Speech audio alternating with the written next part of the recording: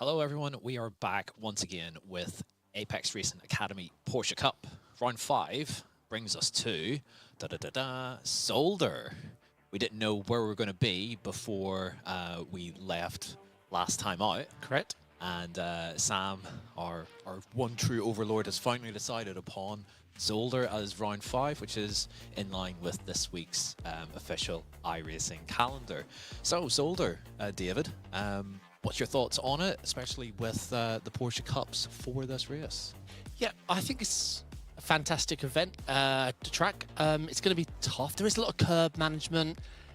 You know, you really got to nail it, not just in qualifying, but just in the race. You set into a bit of the rhythm, and if you catch one of these curbs wrong, you're not paying attention, you're gone.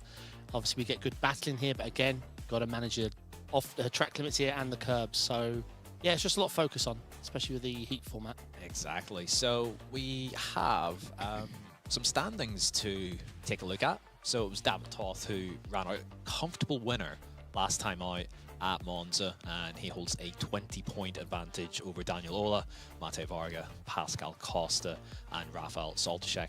All still pretty tight and close there, up at the top end of the pro standings.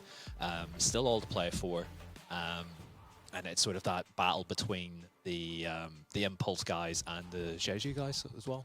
Yeah, I mean, this is very competitive. Super competitive. Very. I wouldn't want to be anywhere near that front 5-6 car battle. No, certainly not. Especially given probably our recent Porsche Cup history being a little bit light on the ground. Yeah, these guys are absolutely no slouches. Moving on then to Pro Am, so it's Gergo Gajer and Marcel Mirage, the two Jeju guys, sort of nip and tuck so far this season, with Pavel Gebski only a couple of points behind. Then we've got Samuel Lindelof and Mattia Hapacher rounding out the top 5 there. Again, it's sort of been really interesting to see sort of people come and go almost in Pro-Am. We've seen Salvatore Larne sort of interject himself almost into the middle of everything, but hasn't got there in terms of his championship points. You know, drivers like Gordon Marshall as well, sort of in and amongst things, but it seems to be like the Jeju guys probably just a little bit more consistent, and that's what pays off over the long run in a championship. It's really tight if that went no. So it's like 3 points between the top 3. Yeah, and still the level at top end of Pro-Am, we're talking at the low end of 6K, top end of 5K for Pro-Am. Yeah. Like that's where you would sort of drop into. 100%, yeah. Like that, yes, insane. Really, really good. Finally, we'll move on to the AM standings. So Steve Kleiss with the sort of big move last lap and last corner at Monza over Helder Sequeira. And he has now established a firm lead at the top of the AM standings, with Ruben Iglesias actually tied on points with his ACA esports teammate for 2nd and 3rd. Then Gordon Haag and Leon Weigel, who missed out actually last week, wasn't around to take part. He is back though this week, so we'll see how Leon gets on. But that's been really interesting to see how that's all sort of unfolded.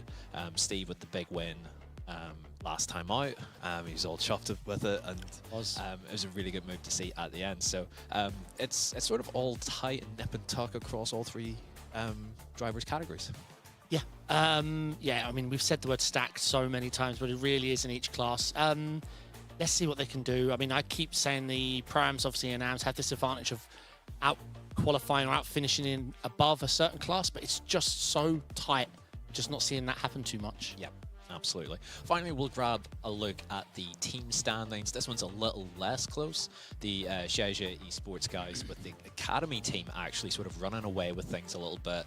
Nearly 150-point gap over the Impulse Racing by Tam Livery guys. And then it sort of intertwines a little bit there. The Jeju esports sort of regular team, 718. The Team Checkmate guys, they've sort of been there or thereabouts, but haven't been able to sort of break the stranglehold between sort of the top 2 teams. We'll count that as, because Jeju is just sort of one massive organization there.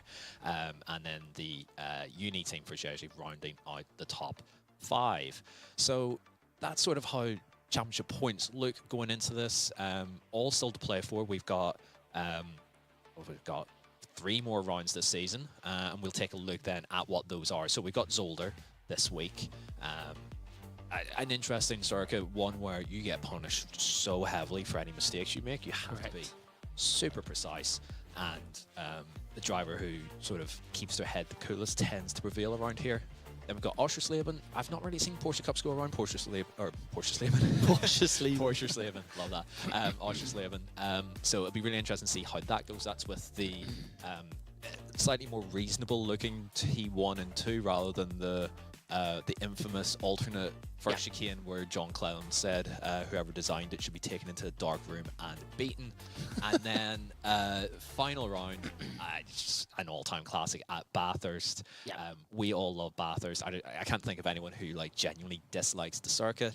It's an awkward one to sort of race at because there's only 2 real overtaking opportunities, sort of into T2 and down into the chase at the end of the lap. But as a track to hot lap on and to sort of test yourself versus the track, there's very few better circuits in the world than Bathurst. Yeah, I think the people that would hate it are people that haven't got much time there, because it is a technical track, high speed, technical. So I can see, exactly. So I can see why some people would loathe it. Certainly. So we've got race format. We're back to our sort of traditional heat format. So we've got our 2 heat races, a B final and an A final. The qualifying is the same as sort of as it has been, 10 minutes per class, 32 minutes in total. With the heat format, that means that the pros at the end get 12 minutes, but they can't finish the lap that they start on. Whereas the AM and Pro-Am guys, they have 10 minutes, but they can finish the lap that they start. And as always with the heat format, 12 go through each heat, and then 6 come through the B final to make up a grid of 30, and those guys go for the big points at the end of the evening. On to the weather, and this is good fun. So we have a 48% chance of rain, and I took a quick look at the. I'm seeing a lot of wet tires. Yeah, it's getting damp out there, shall we say? So who cares about the temperature and the wind? Rain is on its way, and I for one can't wait to see it all unfold. It might mix up grids if the rain sort of comes and goes in qualifying. We might 100%. jumble things up. Yeah. Who knows? Qualifying usually the biggest mix-up, because it depends on the intensity and the timing. Exactly. So if the rain's only just starting, then maybe this really favors the AM drivers, and it might get heavier as we go along, or we might end up with the status quo where it rains heavier at the start and then dries up, and the pro guys get the best of it. Exactly. That remains to be seen. In terms of our predictions then for this evening, so I've went with Pascal Costa in pro. I think he's probably been the quickest driver, but hasn't always put it all together. I think he's had some poor qualifyings as well. Has some poor qualifyings. Didn't get a clean lap in actually last week. I thought he had a qualifying ban, but he just didn't get a lap in at all, so I had to start from the back. But I back him to put that right this week, and if he sticks it up front, I'll back him to win, because this is a track where the team game doesn't come into it quite as much. So the Chege guys are less likely to be able to work together, and so I kind of back Pascal Costa as the one driver who has a pro license in the field to sort of put it all together and get it done. Salvatore Larney, I feel like he's due a result. He was so close to pulling off the miracle last time. He's rapid, just needs to stop getting caught up in. I'm not saying it's his fault, but he's just getting caught up in everything. He sort of gets caught up in absolutely everything. And then Steve Kleiss, I sort of back him to sort of continue the momentum off of the big win last time out. And it's a home circuit for him. We're in Belgium. Maybe that ties into it. We'll see. Yep. My picks are. You love Philip Hammer, don't you? I do, yeah. I think he's a great guy. I really enjoyed broadcasting him a few seasons back. 3 seasons back now, Porsche Cup. I think he's a great. So I'm rooting for him. Am I biased? Yes. Is my energy going towards him to win? Yes. Samuel Lindelof. It's very hard in Pro-Am. I went with my gut here. It's a tough battle. He's had some really consistent results. I think he's plenty fast enough. Just got to get absolutely everything together at Zolder. And Gordon Haig, again, I hate to repeat myself. It's been so tight. These picks have been so difficult. Again, I've just liked what he's been up to. Some solid results. And yes, again, very hard to pick sometimes. Yeah, it's not the easiest thing in the world. And as always, we always get it wrong. Correct. Last thing that we'll cover before we get stuck in is the track guide. So Zolder, we're going with the sort of traditional GP layout, and we'll sort of run through the lap now. So it's sort of a lap of two halves, or well, a third and a two-thirds sort of a thing. So you got the first sector of the lap, turns 1 through to turn 4. Nice flowing, sweeping corners, really entertaining. I quite like the entire first sector here, to be honest. Turn 1, sort of a corner that pinches in. Lap 1 in the race, we tend to see some issues here every once in a while. And then you can go side by side through 1 and battle then through turn 2 that leads into turn 3 as well. Especially if it's wet, you're definitely not going to want to get on that outside curb coming off turn 2, so just being disciplined on the throttle is going to be really important. Turn 4, really fun corner. You can maybe use a little bit of the gravel on exit. Brilliant corner, unless you get it wrong. Yeah, unless you get it wrong, you just chuck the car in, and if the car's working well, it feels mega through here. Then we get into the sort of chicane part of the lap. Turn 5 here.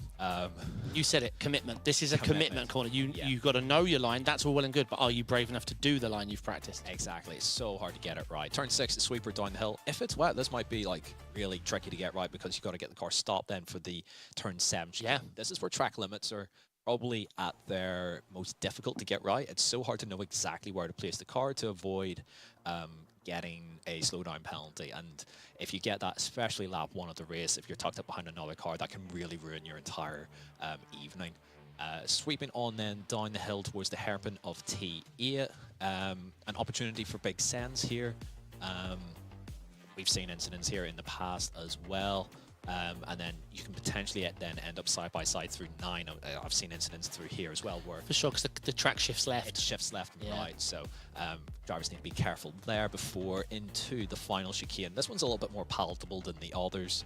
I quite like this actually, and then through the right you can just take as much curb as you can and hang on for dear life, and that's... I prefer the slow finishing chicane rather than the fast, because it's almost too fast. It's almost ridiculous. In a prototype, I've done an HPD or whatever it was, you're pinned through that. Yeah, you're putting your life on the line at them curbs. It's absolutely relentless. So that's the lap. That's Zolder. We're going to head into an advert in just a moment, but we'll be right back with qualifying in just a second. Are you struggling for consistency in your sim racing? Does your iRating look like a roller coaster? If so, we have good news for you. The way to get more consistent is to first understand what you're doing differently than the professionals. And VRS is the answer. With our competitive subscription, you will have the telemetry, setups, tutorials, and everything else you need to fully analyze your driving. Our data packs and the ability to compare your driving with the best in the world will show you exactly where to adjust your inputs, change your driving line, and shave seconds off of your lap times. And our powerful and precise Direct Force Pro wheelbase and precision pedals are being used by some of the world's best drivers. All these champions agree that VRS hardware is not just the best on the market, it's also priced well below the competition. So if you're looking to upgrade to direct drive and the best pedals in sim racing, VRS is your answer. If you want to get better, get faster, and make it happen sooner rather than later, you owe it to yourself to find out why so many people are switching to VRS. You'll be so glad that you did. Visit www.virtualracingschool.com and learn why the best use VRS. So into qualifying we go. We're just about to catch the tail end of the AM category, and they're qualifying. With our B-roll there, everything looks like sunshine and blue skies and a clear track. But if we swing across to live footage, Yeah, it's misleading, isn't it? It is slightly misleading. So 2.46 mile circuit, barely, moderate in terms of temperature, but the rain is here. So, interesting development. Liam Weigel is out there with a 32.1 on the dry tyre. No one is near that. We're talking 1.3 seconds is the deviation on the wet tyre. The nearest dry tyre lap is 1.6 seconds. I'm thinking, got out there, Got his laps in. got a lap in on the dry, and now we're going to see an AM on pole. Am I too presumptuous? If it keeps raining, He's going to get another lap, and this will be interesting to see how it goes. If Lewis in the booth there could actually should pull up the tyre graphic, if at all possible. Might not be. oh yeah, that'd be good to leave on there actually as well. Yeah. Just to sort of see what everyone's doing. Beautiful. There we go. So some on dry, some on wet. So it looks like we're kind of at that like crossover point. We'll see how it goes. The Pro Am drivers are just about to get out on track, and I assume they'll all bolt out if it's going to keep raining. Oh, bit of honestly. Oh, yeah, well held. Very well held there from Leon Weigel. Just got understeer on the way in, tried to kick the car around. Oh, he's not flat even coming down the hill there. This looks really treacherous. Yeah, I think unless it dries, we've seen the pole position for the whole race. It's so difficult to know. Just looking at some of the Pro Am drivers going out, there is a mix of dry and wet tyre here. It is not a clear-cut decision from the looks of it. So we'll see how it goes. Not able to actually just sort of see Weigel's sectors, but it's not looking like he's going green anywhere. So no improvement. Looks like he sort of got the best of the conditions. He'll pull into the pit lane. And that will do it, I think, in terms of the AM drivers. So his teammate for Smilla Esports, Dominic back there, he's on the wet tyre. Samuel Lindelof, that's your pick, David, on the dries. Most of the Pro-Ams actually on the dry tyre. They've got to try it, right? They've got to try and get that. I think they do, yeah. So if we could go on board with Lindelof, actually, who is on the dry tyre, we may be able to gauge how slippery, how treacherous this is. We're heading down towards turn 1. When we start finish line, looks like you're sort of taking a traditional dry line, not going off the rubbered in surface. That looks okay. Exit curve looks a bit slippery. You probably don't want to get out onto that. T2, keep it nice and tight. No, he's right. Yeah, absolutely nothing. Got to see another one of the Shaja cars off as well. Looking at it, I think it's possible, but bearing in mind that it's lap 1 in the Porsche Cup. It's not always going to be the quickest lap. Yep. Can these guys get enough temperature into the tyre? Can they work the tyre enough where they can get some reasonable grip out of it? Here's Brian Scollieri. Yeah, it's an off-track by the looks of it. Yeah, he's also on the dry tyre.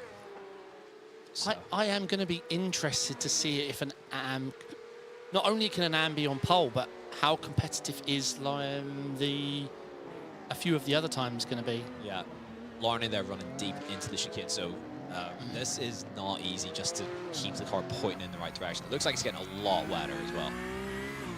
Hard to tell sometimes with the Tempest weather system, but Mirage there.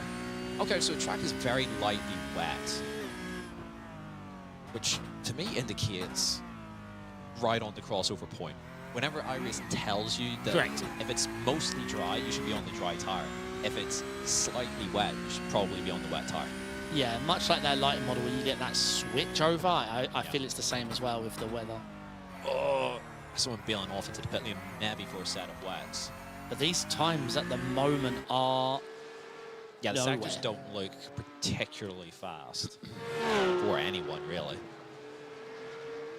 As Marcel Mirage does get a clean lap on the board, however, 8 seconds off the pace. John Thierry Origi on the wet tyre, 9.3 seconds off. So I think we are sort of in that weird state where, it looks like the track has got wet. We've got Glenn Braun Turner second currently overall. Said that his quad lap was on the dries. Now, we can only go off of what they were last using in terms of the tyre. So I assume Glenn started on the dries and switched to the wet to see if he could maybe go a little bit quicker and then couldn't. If he can confirm, that would be fantastic. Dominic back over the line. Has some sectors on the board. Goes P14 on the wet tyre. 6.7 seconds off. So the fastest of the Pro-Am so far is Kim-Andre Bjorklund. Also 6.7 seconds off. There's 1,000 separating Bjorklund and back. Gordon Marshall coming down into the chicane. Very gingerly. It looks like proper wet tyre now. Yeah, looking like it. See how it goes over the line. Is this valid as well? Doesn't look like it. So we'll have to keep going round. Because at some point you've got to stop trying to see what you can do to pip an AM and make sure, at least within your class, you're quick. because a lot of these are taking risks, and you know, we saw them try it because you know there's big opportunities to be had, but it looks like the AMs have locked out the front 12 positions. For now. Now, the rain still has time to ease off. Sure, As- not for the Pro-Ams. Not for the Pro-Am. I don't think it's going to work out in their favour. So what we then also have is a completely jumbled up grid compared to at least what we would expect for this series. Yeah, it looks like, yeah, at the moment P1 got away with the dry tyre, and the rest, pretty much their fastest time was around the wet tyre pace. Yeah. And then, yeah, the poor Pro-Ams are, even on the wet tyre, seconds off.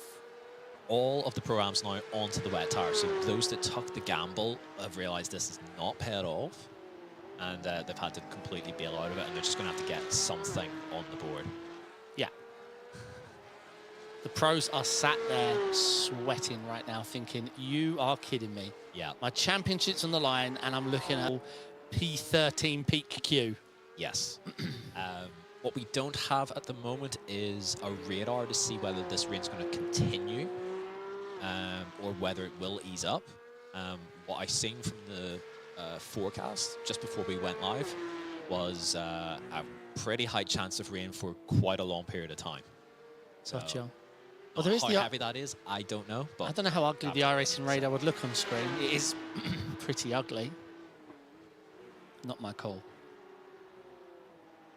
Gordon Marshall has worked his way up into 17th, and Brian Scollieri's actually there pipped him and gone ahead. But as mentioned before, all of these drivers, it's behind all of the AM drivers. So in Pro-Am 1, 2, and 3, 38.9, 38.9, 38.9.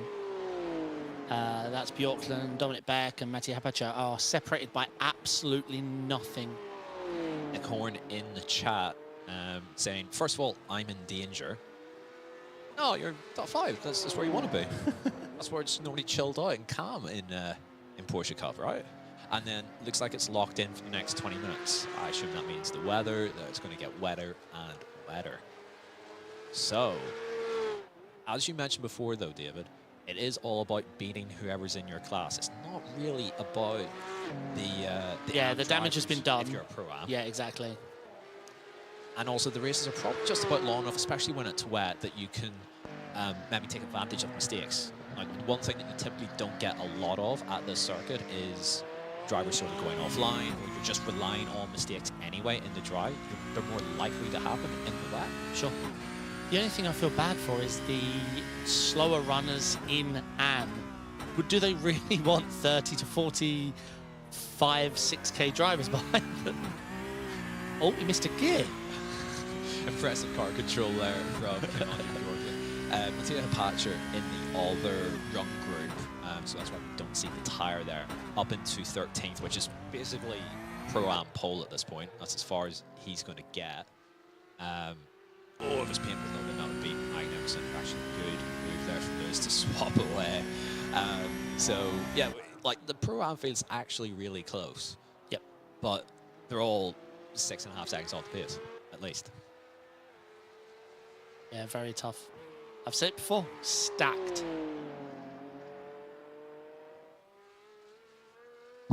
On Can looking Apache at approve? Anthony Bernan here. Lovely livery at the PS competition. I love that with the black and the sort of purpley. It is pink nice. Sort of streak through. That's very, very nice. Daniel Lindelof getting a solid time there on the board given the conditions.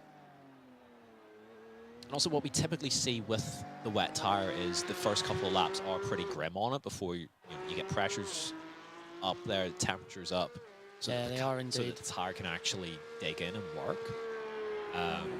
So the strat has to be just trundle round and get your lap in Yeah, and build some. One thing we when you can. obviously goes without saying, but rain isn't a thing. A dry track is a dry track. A wet track, how wet? Where's it wet? Where's the puddles? How much development? What part of the track is the most wet? Like, you've got to. The more you can get out there, yes, while you're trundling around hitting up your tires, but also just feeling it out. Yeah, yep. Where's gripping and where's not? How's the brakes? Bjorklund getting style points there in the hairpin for Yeah. That's very, very fun this is to watch and see. We're coming up, though, towards the very end of AM or Pro-Am qualifying. I think Scollieri's got his lap in time to start another one. I just think Now the that pros are on their way out. the track's just degrading. Yorkland does not improve. No, it does not improve. He was Neither 1.6 seconds off. I think the pros, I'm going to call it, I think the best the pros can manage might be... It's tough to say. 23rd. Obviously, they're a step better in the wet, Potentially. but the track No is guarantees. definitely getting slower. But how much slower? It'd be really interesting to see where some of these pro drivers can get themselves to, but this sort of throws the entire thing wide open. Nick in chat saying, I'd rather they were in front of me. Yeah. Which is a valid point, but I'll give a word of advice. Just you run your race and you run as consistently and as predictably as you can, and if they're going to overtake you, they'll overtake you. But you just run your thing, mate.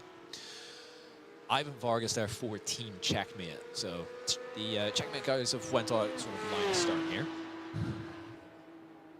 That's himself and Gabriel Schick. Is And over the chicane, Schick goes. who's the other checkmate guy? I think recently joined the team. Tauman. Oh, yes. Yeah. I haven't seen him here this week so far. That's why the name is sort of escaping us ever so slightly. Yeah, it'd been fascinating to see how the pro guys get on, because the rain hasn't stopped, it hasn't eased off any. We go on board with actually with that top just for this first lap here. It'd be really interesting to see how this sort of looks. So T1, okay, a little bit of front end there. Nice line though. On the wet tire, not using as much outside curb there. Into turn 2. Generally want to stay off that inside curb. The outside curb, I don't think will go anywhere near in these conditions. This all looks very well rehearsed at the moment. It does, yeah. Into T4. Keep it in the gear you're in just for a bit of traction and drive off. You can probably lean into that outside curb. You've got the car straight by the time you get onto it, so not any worries of dropping it. Into the first of the chicanes. That's so early on the brakes, and it's not stable either. Not much front end there, but very nicely done. He's almost using the second gear there to help slow, I think. I think the quick line in the wet's actually running it wide there, but actually no, it doesn't seem that wet where you actually need to do that, so that's okay. Into the T7 chicane, that's probably just about okay in terms of track limits. This can't be easy, this section here. Curb to curb as well. I think it's probably okay as long as you're not putting too much throttle in whilst you're going over the curb. That's typically what catches most people out. Down into the hairpin, braking more towards the middle of the circuit. He's realizing that it's just too slippery on the line, on the brakes. Gets to stop very nicely. Very clean looking lap this. Yeah, very, very nicely done. Obviously, it's an early lap, colder tyres, but it's going to be a good indication of the track levels as we see the lap time. Into the final chicane we come. Down into second once again. Nice early turn in, try and get that car to rotate. Whoa. A little bit snappy, but that's not such a bad thing in these conditions. Get the power down, drive it straight. That's a pretty clean lap, and we'll see some lap times come in. The line would go. Oh boy. It's going to be a long day. Yeah, it's going to be a long day for these guys. P22 for Daniel Owen is the first and fastest of the guys so far. Actually, half a second clear of Toth, who's... Oh, there we go. Pascal Costa, your guy. Yeah. P14, P2 in the Pro-Ams. That's so impressive. Very important lap as well, because Yeah. if the track's getting worse and the rain's picking up, then your early laps in rain are so important. Yeah, of course, it can go the other way and dry up, and, you know, being last is the best, but being last on track, rather. What we can say now, like for certain at this point, Leon Weigel's qualified in pole position here. This is not going to dry up in such a way where... 6 seconds. Yeah, no, it's just not happening in the next 8 minutes. And we've seen this time and time again, just getting that lap in immediately, no miss. Yeah. You get one shot.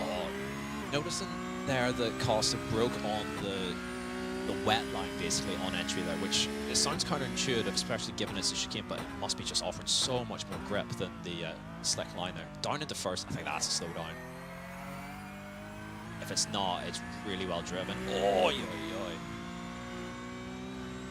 yeah, no. No. Ambition over adhesion on that one. 2 green sectors as well, so hopefully it's not absolutely knackered the tire and he'll be able to go again. Doesn't look like it's raining as much out there. It's still raining, but I don't think it's changed an awful lot. Looking at Zolder here.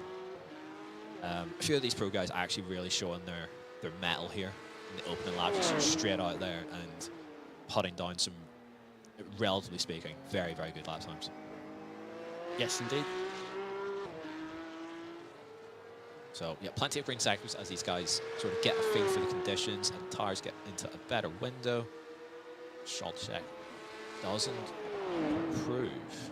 Stays P17.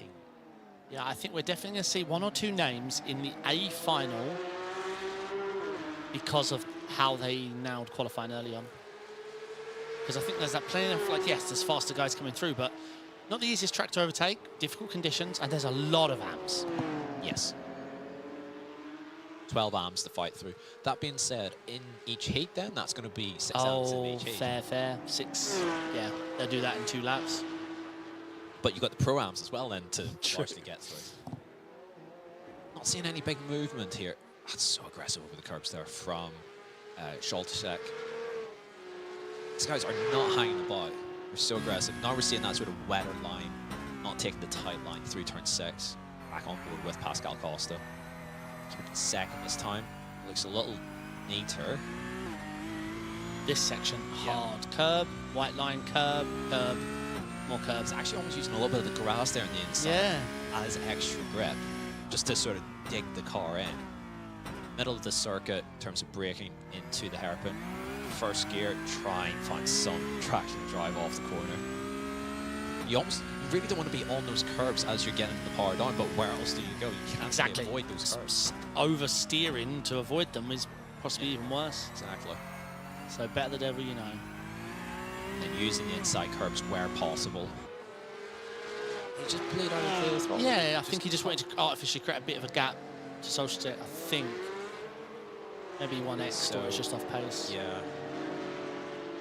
So doesn't improve. Taking risk and taking chances there on the outside curbs. It's just fascinating stuff though, to see if any of these guys can go any quicker, but it doesn't look like it. A smattering of green sectors. Schick goes up to 28th. That's as far as these guys are going. Championship leader, 10k I rating, David Toth, P31. Yeah, it's tough out there. As Zolder parks it for now. Lovely lines. Oh, I could watch this all day. It's great. why not full send, right? He's got quote-unquote pole in pro. Now it's just a case of, Can he squeeze any more out of it? yeah, just to reduce the amount of overtaking. Steve Kleiss in chat, this is going to be scary. For you, yes. For us, we're going to be thoroughly entertained by what we're about to witness here. Steve Clay's will be starting 3rd in his heat. You will, yes. So yes, it will be.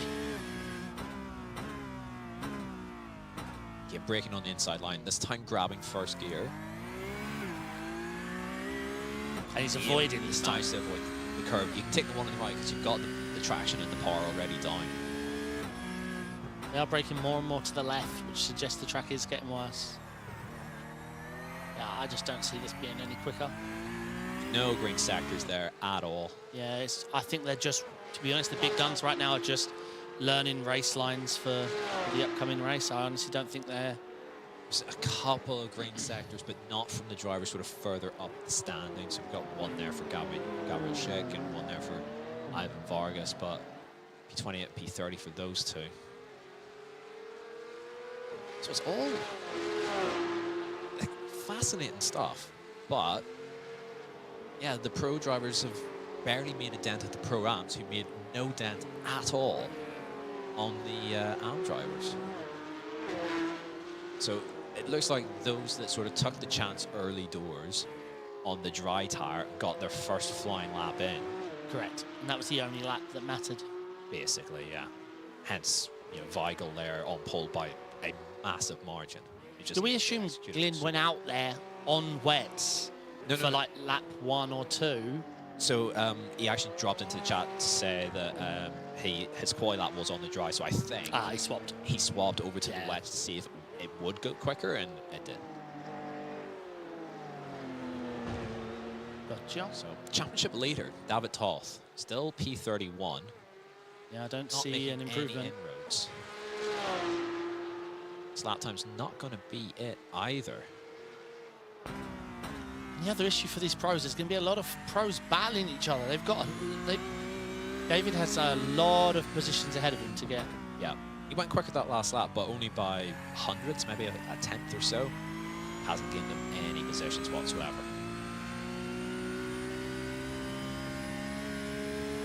So you'll pick Pascal Costa with the... I mean... Got a shot. Mate Varga there jumps teammate, or well, stablemate Tamas Simon to go P23. We have a couple of qualifying bans.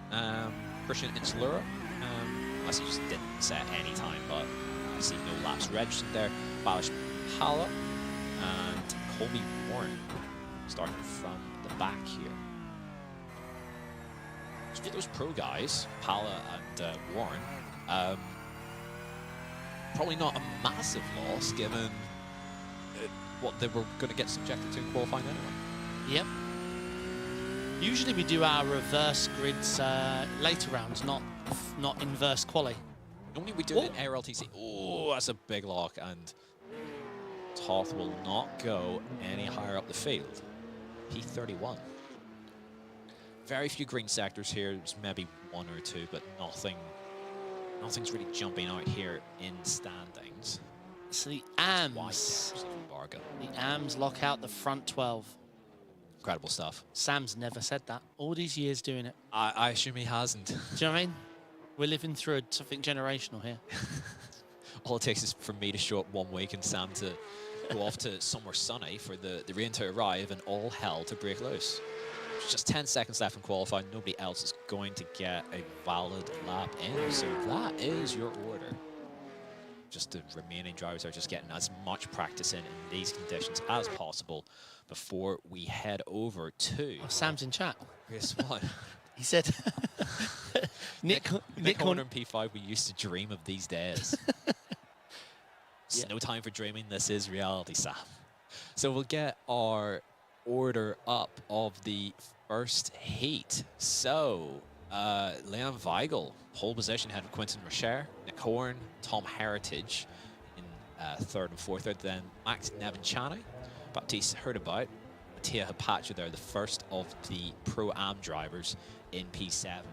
Ahead of Kim Andre Bjorklund, Rafael Soltaszek, the first of the pro drivers in this field in P9. So it'll be interesting to see how those three in particular get on, with Brian Scollieri rounding out the top 10. Then Samuel Lindelow and Mate Varga, and Philip Hammer and Anthony Bernard. Before we go further on down, Salvatore Larne, David Toth, Julian Murray, and then the drivers did not set a qualifying time, Christian Intalura and Colby Warren. So the drivers obviously are going to have to play this careful. They're not used to doing it this way. Mixed conditions, AMs up front, they're going to be nervous. yeah, I mean, they're the reason they're nervous. You're making them nervous. They're seeing all these big I ratings behind them. So yeah, hopefully we can get through this. I wouldn't want to be on the outside. I wouldn't want to be just doing this full start. This looks horrible. T1's not the easiest corner, especially standing start in the wet. Yeah, it typically bunches up quite a bit into turn one. Correct, yeah. We might see some 3 wides due to just the concertina effect. Entirely possible. And also then we've got obviously the inversion here really, with AM drivers at the front maybe taking a little bit safer, a bit more cautious. And correct. The pro-ams and the pros who want to take full advantage in lap 1 here. So revs rise as we get ready for heat 1 here at Zolder. And away we go. Leader away quite slow by the looks of it. Just at the outside line, got the better run. Yeah, they're going to be... Reasonable start though for Leon Weigel from pole position. But all hell will bring... Oh, we got an issue there for the back. I think that's... Someone went straight on there. Like literally went straight on. Still side by side. Still straight on. Still straight on. Everyone's still so far though pointing in the right direction. It's a lot wetter though. Look at the standing water that's accumulated here. Yeah, well, it does look different from Far Chase. We've been watching cockpit for a while. Horn and Nevinciani there that sort of got into each other there, and they're falling down through the field. Colby Warner hasn't taken to the start there, but Rafael Soltaszek up into P4 has made a very good start. Yeah, I wonder if Nick just locked some tyres, because he just ploughed on straight. See how people get through the chicane here. Yeah, no, that's a slowdown. It's not worth it. No. Now you're going to lose. It's lap 1. You're going to lose so many. It's Nick Horn that's come round. That's awful to see. So Nick Horn down to the rear end of the field. We'll see if everyone can get stopped. Okay, no. That's straight through. I think that's Heritage coming wrong there. No, it's Scullieri. So we'll take the slow down, and probably will have to give up quite a bit of time there. Yeah, because if they're hoping to abuse the slowdowns, that trick only works if the track was dry. Yeah, to begin with. To begin with, yeah, you can't just do it in the wet. Oh, all hell's breaking loose here. Varga getting sort of shoved wide. I think that's heard about, or else Heritage there is sort of running wide. It's difficult actually to see what's going on there. Where do you stand on that if it was protested? So he cut the corner, gained 3 positions, and he's ahead. I mean, that's a penalty, surely. Yeah. You can't do that. You can't just cut the track and take advantage of it. Now, I'm not saying he deliberately did, but he definitely did throttle rejoin and overtake on exit. So Leon Weigel there is the only sort of standing, really, off of lap 1 there. He's held on to the lead. He has Mattia Patrick right behind him there. Side-by-side action there between Lindelof and Bjorklund for P5 here. Bear in mind as well, top 12 make it straight through into the A final. So for a lot of these guys, they don't need to do anything rash or dramatic. First driver out there and would have to fall into the B final is my pick for Pro-Am Salvatore Larnach. Oh, Mattia Patrick is in the lead. He just went from 3rd to 1st. I'm not sure what happened. I'm trying to think of a corner where you can go 3rd to 1st, but it's been done. No, he was second. He was second. Oh. He just made a massive jump off the start. So he's went from P7 to the lead immediately. His 4 cars sort of jumping through the chicane here. Yeah, you're correct, sorry. So that's Samuel Lindelof there. Oh, the problem is that once you're trying to serve a slowdown, you want to get off the racing line. The racing line at the minute is different to what it would be in the dry. Side by side here between Toth and where is it?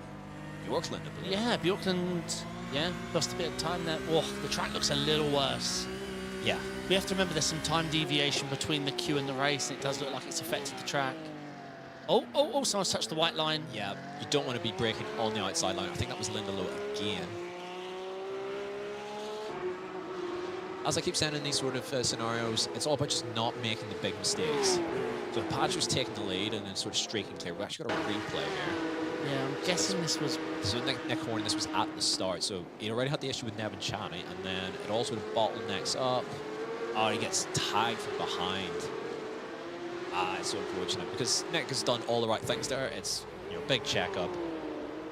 Yeah, and yeah, he's just got slammed into it. Didn't actually see exactly who did that, but that is a slam dunk penalty. I can say that for sure.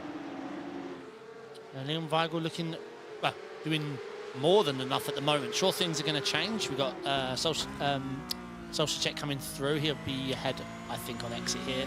Yeah. Oh no, it does look like it's very difficult. Yeah. For one, the closer you get, the less vision you get. Exactly. Weigel knows, and he must know, that he just doesn't need to take any risk as he runs straight through the chicane. I don't think that's going to be the end of the world, actually, for him. He'll probably have to give up a position there, but yeah, so treacherous out there. But his next closest challenger in AM is Baptiste Hurtubite, who's in P10. And there's still a long way to go here. This is the problem. It's not like he's abusing the slowdown. There is only one line on the track. Yeah. If he goes offline to serve a slowdown, he probably drops it in front of Zolder here. But we are seeing... Who's much better on the brake. Well, maybe not much better on the brakes, just ran it deep there. Range slowdowns don't seem to be as intended. Doesn't look like it. Scullieri is still P4. He took full advantage of basically cutting through. Don't worry, I'm pretty sure that will be protestable, and you can't just run off the track and take advantage, as Weigel actually off the circuit there. Will he actually hold on then ahead of Zolder this time? I assume not. Hull's left to defend or let him go. No, he's defended that. Zolder with the cutback should have all the drive in the world compared to Weigel, who chucks it up the inside. Ooh. That's deep. Will he get it stopped? He does. He's so treacherous out there. But again, Weigel holds on despite, for the second time in a lap, Slowdowns. running straight through a chicane. Oh, So that's wide. Surely Schaltersek will have the opportunity this time to finish the God, that puddle line. He's getting dragged off the circuit there, but he's still holding it side by side. I think he'll have to give it up this time, and does so. Schaltersek now up into P2 and can try to hunt down race leader Mattia Hapacher. Was having a very strong race. Up quite a few positions. Varga there with an issue in the chicane, so Hammer able to take advantage of that. Sort of inauspicious start there for sort of Toth, Hammer and Varga, the other sort of pro drivers in this race. Is Schaltersek has been able to work his way forward, but these guys, not that they've had a bad race by any means, David Toth up 10, but starting that bit further down the grid, it's so much more difficult. If we're honest, I mean, David Toth was not in contention at all in the wet compared to Solskjaer and that sort of driver, so correct. Maybe just not his conditions. Potentially not. Scolari now working his way side by side with Leon Weigel, who's struggling a little bit in these conditions, but he's doing pretty much what he needs to, which is just sort of hang on for dear life. A great move around the outside actually from Scolari, just to find enough grip on the brakes to get that move done. Well, the funny thing is, I mean, Leon Weigel has had zero wet practice like this sessions. Yes. Qualifying was in the dry tyre, which worked out brilliant, but now is maybe backfiring. That being said, it looks like it's just a lot wetter than what it was during qualifying. Lap times just for reference here. Closer between Limelo, Varga, and the lap times. So we're doing 144s, whereas the top pro driver in qualifying, which is Pascal Cost, was on a 138, I believe it was. And if you remember, they were a further 4 or 5 seconds off what the others were doing on the wet tyre. Wow. Well held there from Samuel Lindelof. It does look dreadful. Visibility's low, puddles are high. Julian Murray has got ahead of Tom Heritage for that elusive P12 spot, which would then take him straight through into the A final. So we're down to 2 AMs, still inside the top 12. Weigel P4, Hurtabyte in P10. Some big puddles there, creating just one line. That's not going to end well. No. Bear in mind, we do have the sort of updated net code where maybe we can start to lean on people and not just immediately turn them around. We have seen some reasonably good racing last time out at Monza, where we didn't see an awful lot of like cars getting needlessly turned around. Sure. As you can see, everyone sort of braking towards where the track is sort of at its darkest on the inside. That's probably your best indicator of where you want to place your car. If it's bright and shiny, it's probably slippery and you don't want to be on it. To the final chicane we come. Bit of a train here forming behind Kim Andre Bjorklund. Solskjaer is catching Hapacher down to half a second now. Yes, indeed. Problem is, let's say, 0.7. no visibility once you're that close, though. Exactly. Though, that being said as well, and it's much easier said than done, all Hapacher really needs to do is keep the car on the grippy stuff and don't make a mistake, because where is there the grip offline? As I said, he's gone offline onto the outside curve. You do not want to be out there if you can help it. Into T4, looking back from the rear wing of Mattia Hapacher. He's slightly overdriving it, I feel.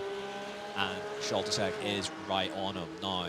Defending to the inside is where you want to be. You can see he's much better on the brakes there, just kind of get it stopped effectively, get the power down on the chicane. He can.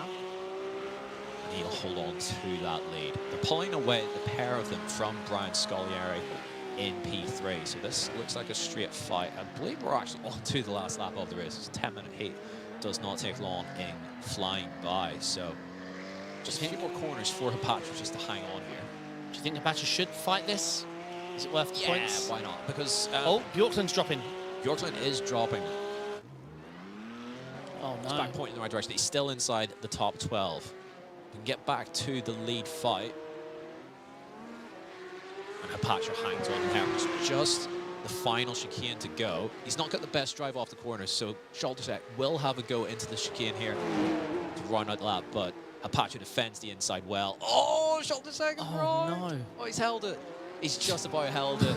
And Mattia Hapacher hangs on for dear life and will take heat 1 here at Zolder in the wet. Well deserved. Well deserved. Schaltersek with a great drive though with P2. Scolari third. Weigel hanging on for the P4.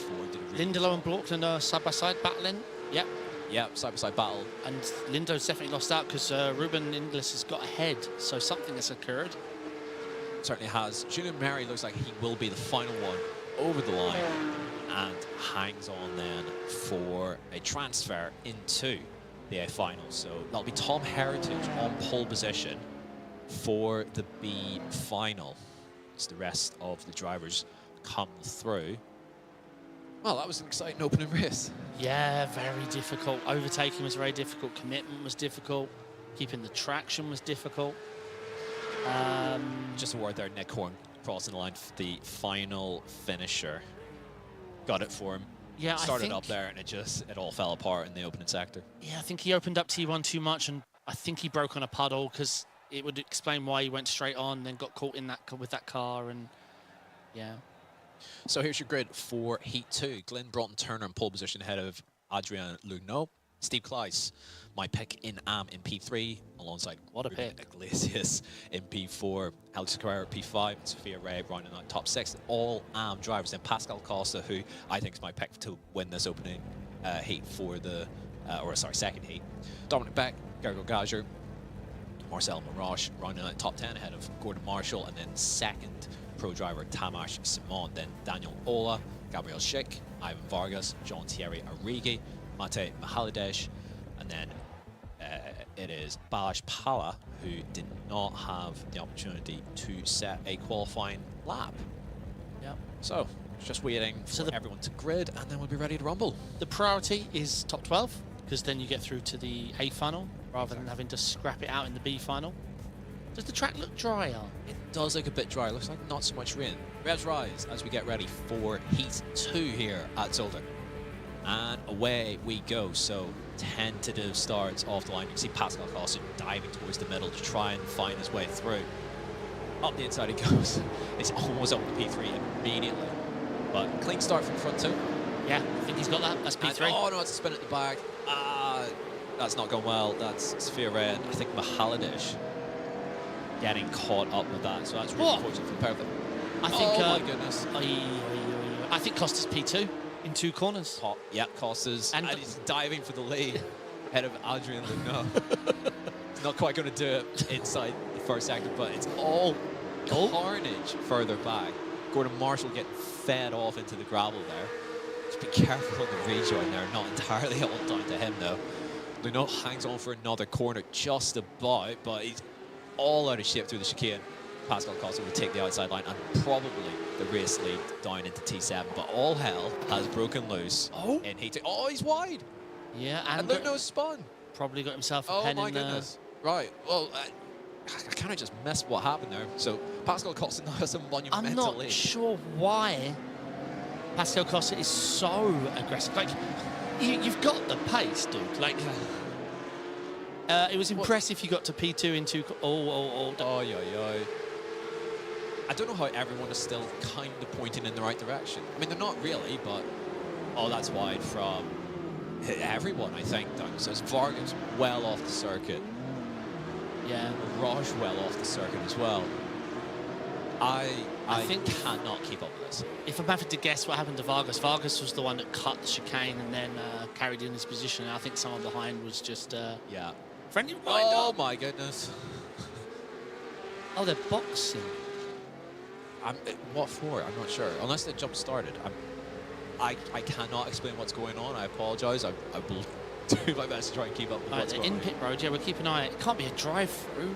Like, no, there's no way it would be a drive-through. 3-4 X's or something. I don't know what the limit is. Pascal Costa leads by 6 seconds ahead of Steve Kleiss. And it's the end of lap 1. Pascal Costa started P7. If we could look at the Pascal Costa incident for the lead. If we get a chance. Yeah, exactly. If there's a puddle on the exit of T4, that is massive. Let's see. Right, I think we're going to take a look at it. So, over on Chopper Cab, love it, Lewis. So, he gets to the outside, which is where I think all the grip is. Yeah, so Lugnot is understeered on the, really slick inside line. While carrying a slowdown as well. Not necessarily carrying a slowdown. Yeah, I think he flew across the chicane. I think on the corner before, absolutely flew across it. So this is the battle for, everyone else, basically. Because Costa's way out in front now. So Steve Kleiss up into 2nd position.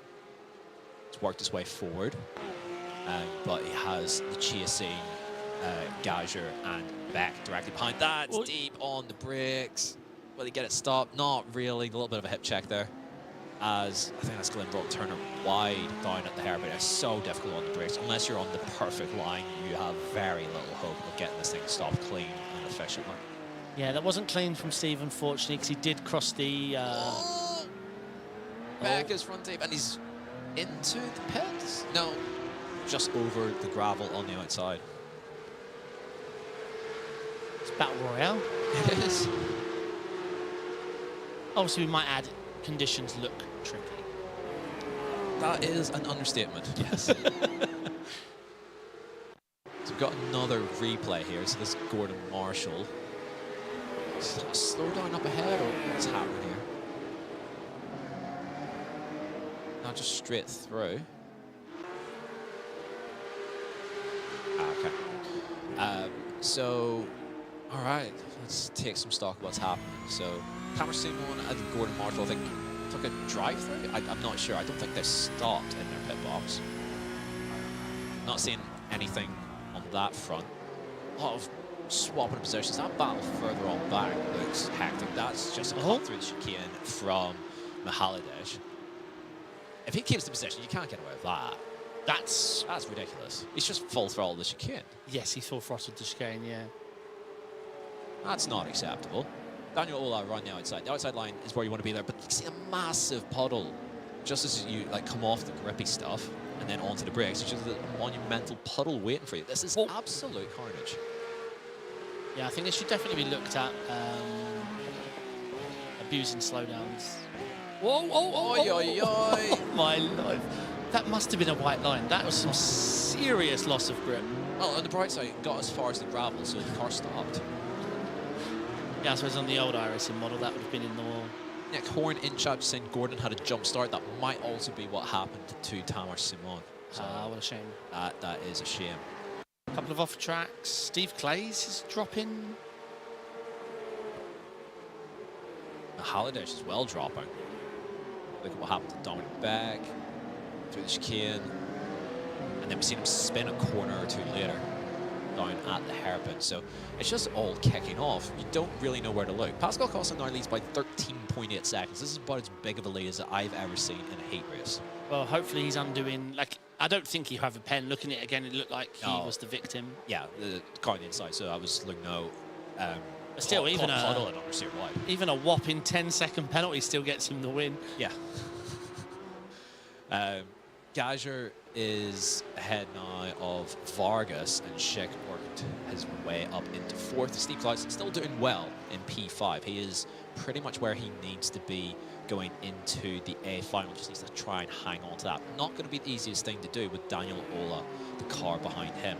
Looking towards where drivers might be sort of looking towards the A final or worrying about a B final. So Tamer Simon, who had that run through the pit lane, will try and hunt down Helder Sequeira here for P12. And it'll be interesting to sort of see lap times as they come through.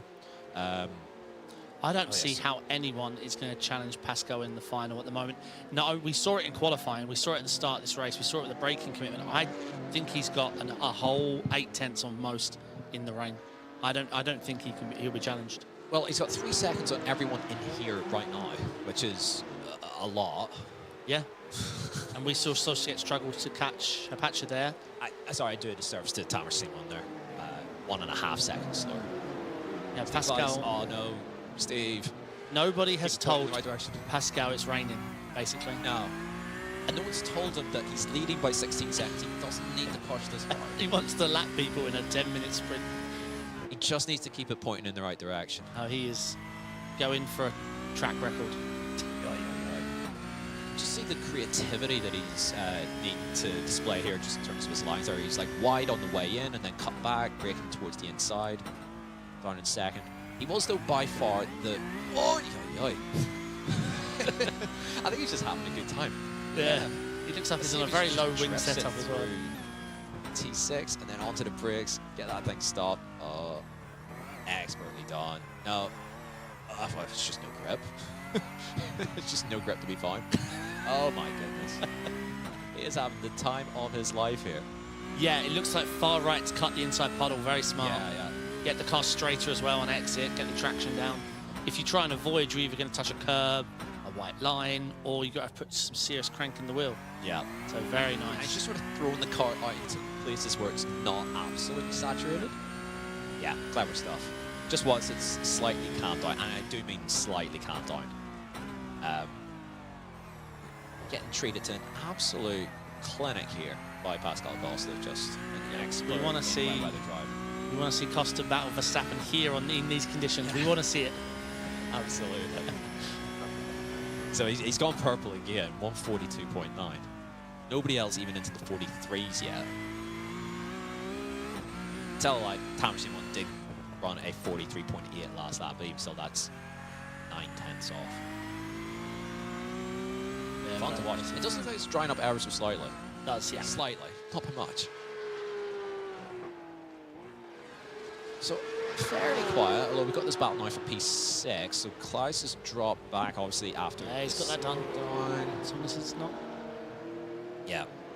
Nicely done. Overtakes towards the inside do look like the way to go if you can manage it, because that's where the water seems to have not formed quite as much.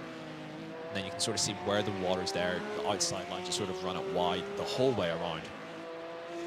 And then just tuck it in and get the car straightened out as much as possible and brake towards the inside. Oh, don't run through the back of him. So who's on the cut-off? Sequeira, can he... No, Sequeira's lost the spot to Tamar Simon. Yeah. Bit of a difference there in their lap times, about 3 seconds a lap. And that is enough to make moves around here for sure.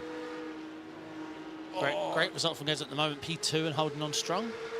Yeah, huge run for Gaja there. And he's hanging on from Ivan Vargas in P3, who's had some adventures himself, but seems to have done slightly better than most. Just going to end in tears all around the outside. Oy, oy, oy. Oh, wow. Great move. Made look easy. Pascal Costa wins. He's come across the line, taking the most dominant win I think I've seen in ARL history. That's no 10 joke. minutes, 22 seconds, and still climbing. Yep. Schick and Ola, these guys battled plenty So so going far to this spicy season. on exit. Gajar's going to hang on just about over Vargas. Crucial in terms of positioning for the A final. Ahead of Schick, Ola, Mirage, Mihaladic. Steve Klaus can't be too disappointed with P8. Tough run out, but he still makes himself, or gets himself through into the A final. And an opportunity to score big points again. Glyn Broughton Turner as well into an A final. Fantastic stuff for him. Yeah, absolutely. Tamer Simon. He, very good start, held on well, and then, yeah, just slowly fell back and enough to secure a spot. Gordon Marshall missing out despite a drive-through penalty by 9/10 of a second. So he'll be front row for the B final upcoming in just a moment. And you're going to need top 6 in that to qualify yourself into the A final. Exactly. But you're doing it the hard way because you'll be at the back of the A final. You will. But also then you'll be able to see everyone crash in front of you probably. Yes. Rather than crash into you. As Sophia Ray, the last driver out on circuit. Watch her come over the line, and that will be it for the heat racing. And it's no joke seeing these 1Ks do Porsche Cup in the wet. Now, I distinctly remember being 1K. A, I wouldn't touch the Porsche Cup. No. B, not with the rain as well. Certainly not. This is trial, but well, I would say trial by fire, but trial by monsoon, basically. Trial by monsoon, yeah. All right, small breather. We will have the grid then. Oh, all the for puddles disappeared. Constellation. So it's obviously dried a little bit. It seems to have dried a little. So front row, it's going to be Pro-Am drivers Anthony Bernan and Gordon Marshall. Then Quentin Rocher and Adrian Lugno, who, if you remember, had that incident on lap 1 in Heat 2. Then Max Namanchaney, who got into Nick Horn on lap 1 of Heat 1. Then Helm Sequeira, Christian Intalura, Dominic Beck, Nick Horn, Sophia Ray, Samuel Lindelo, Bash Paya, who I don't think actually took to the start. Neither did Colby Morin. We'll have to wait and see if these guys take to the grid. So It's a short grid as well with the how heats work. You usually get like what 2 minutes. This is like 40 seconds, I think. No, you'll always get a minute. Oh, I thought it was shorter between heats. The heats are a minute. For the first race, though, it's 2. Ah, okay. So no sign yet of Pala or Warren. So we'll just have to wait and see. Revs rise for the B final. And away we go. So Bernard and Marshall. Oh, it's awful off the start there for Gordon Marshall. That's absolute chaos behind. Oh, no, no, no. Oh, he's hit every car. Pretty much. Pretty much. I thought he'd actually stopped, then found one more. Yeah, did he just light up the tyres and go sideways, or did he really try and open the wheel? No, I think wet weather's got the better of him, sadly. So that's... Wait, who was it? Gordon Marshall? It wasn't it, yes. Oh, no! Gordon's on dries. No way did he start in dries. Yeah, Gordon's on dries. Look, no, and Insular have got into each other, so Sophia Reyes actually then up into P6.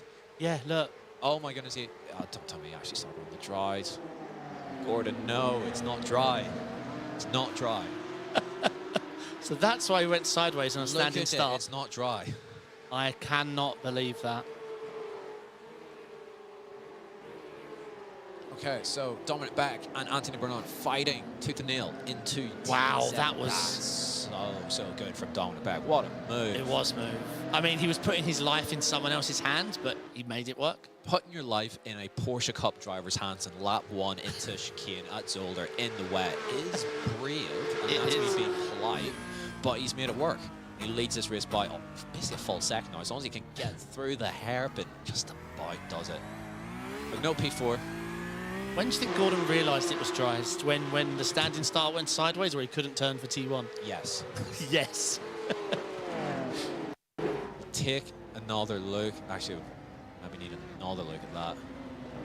Wonder when he realised he was on the dry tire. Oh, I thought it was going to see him take T1. If he was dry, it would have... So that's the start from Yeah, look, he's gone completely side. Ay. From bad to worse for Nick Hornsday after...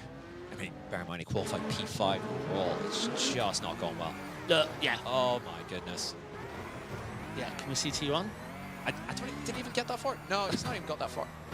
Yeah, that's why he can't dodge the second car then. He can't dodge the car because he's got no grip at all. Look, yeah, that's... Oh, my goodness. Yeah, park it up, mate. Day over. I know calls in... Just starting on the dry should be a penalty. Like you have created an incident. Yes. By even just gridding on the dry when there's puddles. Sophia Ray, P5. Be an opportunity for a first A final, I'm pretty sure. Just do your laps. Just needs to keep it on the road. Helder Sequeira, who got caught up at the start, is... Short shift those gears, take the wide lines, don't brake on the inside line, on the, the outside line. Don't brake where it looks shiny. Yes. Basically. Yeah, this is if you brake. Hang on for dear life. Just keep shorting those gears. Listening. Yep. Probably shouldn't be listening to us whilst driving at the same time. That would not be the strategy. That wouldn't work out. But to Rochelle round. I have known to be wrong 1 or 2 times. Oh, is it teammates? Oh, please don't tell me it's teammates. No, just long? Just long, yeah, just a bit deep. Oh. I would say that was a multi-21 thing, just let the teammate through, but no, that's just an out-braking maneuver there. So look, no, swaps position with Rochelle. But as it stands, both will safely, just about, make it through into the A final. And so we can maybe breathe, can we? Can we breathe? I think so. Starting on the dry. There are giant puddles. I assume it was a mistake, loading a dock, Yeah. That you prepare all your docks based on race length. And I think this race is slightly longer than the 10 minutes. Yes. And Gordon probably only has a dry setup for 14 minutes. And that's not going well, pal. It has not. So, as it stands, Dominic Beck sort of looks class of the field here. Pulled out a 3-second lead. Just went from P8, bear in mind, up into the lead. That did not take long. Really strong, and that move he made for the lead was very dominant. Yeah. Looks in a little bit of control as opposed to not any control at all, which frequently happens to people coming down into this hairpin here. So we've got another replay here. This is with Dominic Beck's opening lap, I guess. Just went knocked right into the left there. Probably don't want to worry too much about Reds rising. Wow. Oh, yeah. Got away with that one. Wow. Good start as well. So, yeah, all you had to do was just sort of granny it off. Oh, my life. All the way. Straight around the outside. Just confidence and commitment. That's correct. That's sort of the difference in the wet between a Pro-Am and an Am as well. Yep. Typically what you'll see is just the ability to find grip and use it a little bit more. Yeah, just, you know, some of those corners you've got to get to the outside line for the grip to start kicking. So the best way to do it is just lob your car and trust that when you get there, I'll work it out. Exactly. I won't worry about the slidey bit in between. No. Anthony Bernard has actually sort of caught a second here. Yeah, I'm not sure what happened. Maybe Beck just dropped the rear a little bit there. Yeah, maybe just ran deep somewhere. Very easy to do. What? As we're seeing? Yeah. It's not much grip out there. Lugno's actually starting to catch, I think, as well onto the back of Bernard. So maybe Lugno actually has good pace, just hasn't been able to show it. As Gordon Marshall and Nick Horner sort of tit for tat in the pit lane battle just to grab an extra couple of points here and there. It all adds up at the end of the season. So if you grab a point for free, Indeed. why not? So treacherous, my goodness. A little too loud on the loud pedal there from Bernard, but he's hanging on for dear life. If you get to the inside of the curve there through the exit there of T8, I believe it is, then happy days. Do you wish iRacing had just limited rain to maximum as light/drizzle? No. You like all this deep puddle? If that's, I mean, it's not completely unrealistic. I mean, no, it's not. It's extreme though. It is extreme, but why not? Because we do it more than them. That's the problem I find. We do all this extreme stuff in sim more than the pros do. Yeah, because, well, pros in sim or pros? Pros in real life. That's because of this little thing called safety. And, That's what I mean. you know, we don't want someone, you know, aquaplaning off into orbit and hurting themselves. That's why they don't do it in real life. And then also in F1, they can't see.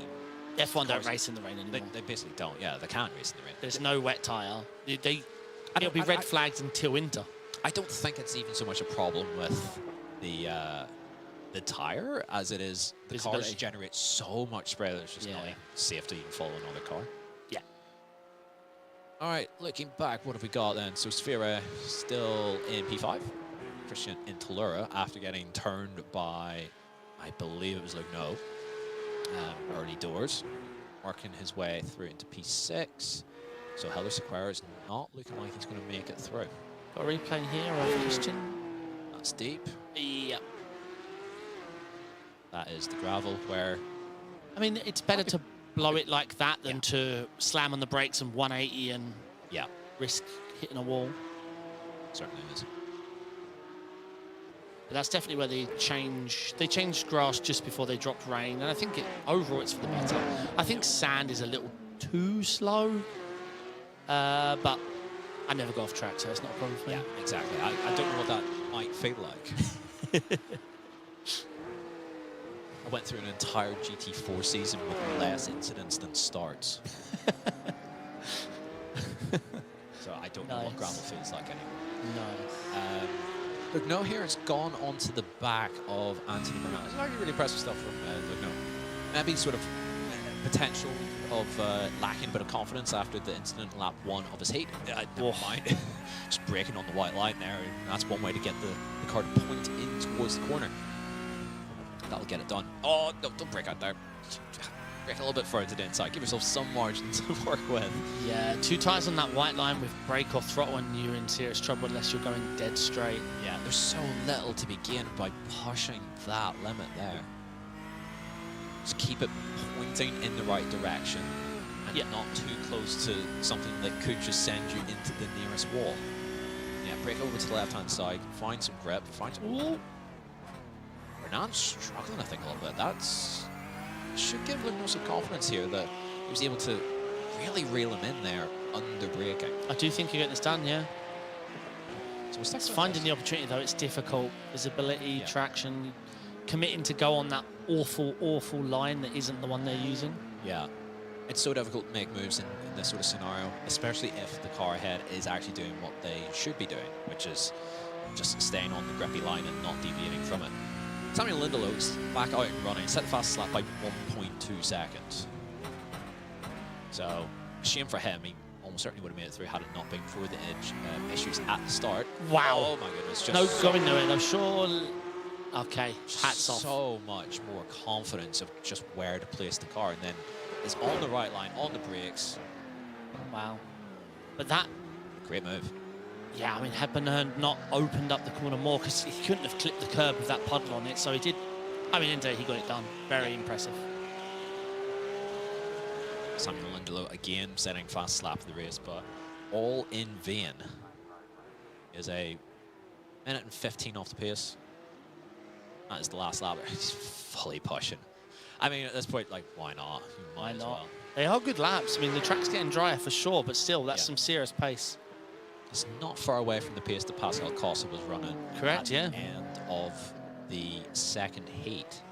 I do think it is starting to drop just a touch, but still, yeah, quick stuff there from Lindelof, but his day will be done here. Almost certain. Oh, that's a big power slide through turn 4 there from Adrian Luno. Great stuff. Back here with a very well run race from Dominic Beck. Yeah.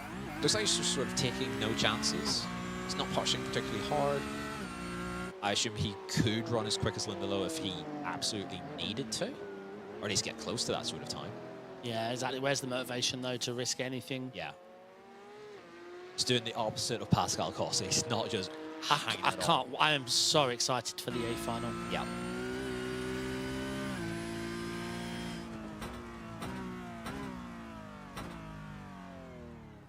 Yeah. Slightly less dramatic than Pascal Costa there. Yeah. Take this opportunity to thank Apex Racing Academy. Putting the name up here for this series.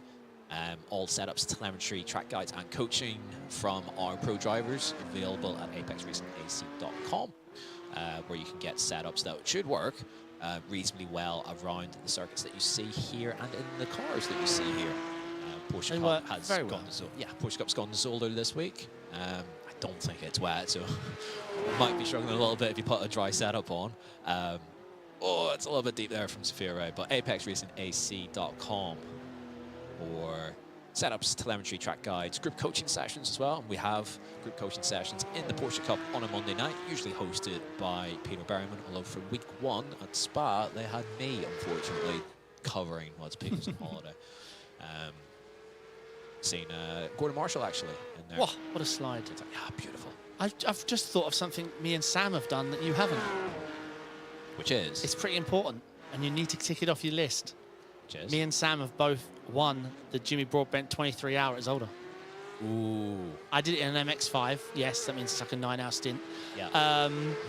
And Sam did it in the Mustang, or the Solstice. Mustang or Solstice. Like the old Mustang, or the Solstice. He said it was the worst and most boring stint of his life. And you know how much I hate endurance racing as well. Yeah, Mazda stints were like an hour and 40. Oh my goodness.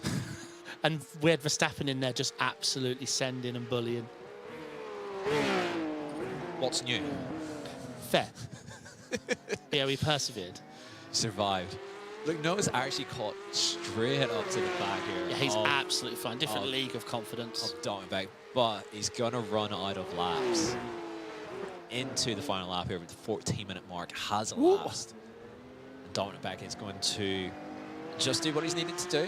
Well deserved. Worked his way forward, got into the lead. He's going to hang on for a well-deserved race win. But full credit to Adrian Luno in second place. He works his way into the A final. Sophia Ray's first A final? Question mark? Yes. Awesome. as she's about to come through the final sector. Quinton Rocher there also making it through. And Christian Intalura, who wasn't able to set a qualifying lap. He's also going to make it through. So good times, good vibes for the drivers, but a shame there at the start with Gordon Marshall there on the dry tire, sort of getting that a little bit wrong.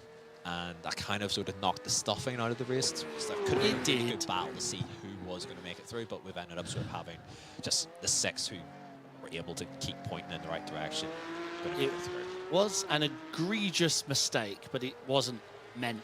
I'm positive. I don't think he's meant to start on the dry. If he's meant to do that, that's a phenomenal display of, well, it not going well. Oh, Samuel Lindelof putting on a show for us as he departs for the evening.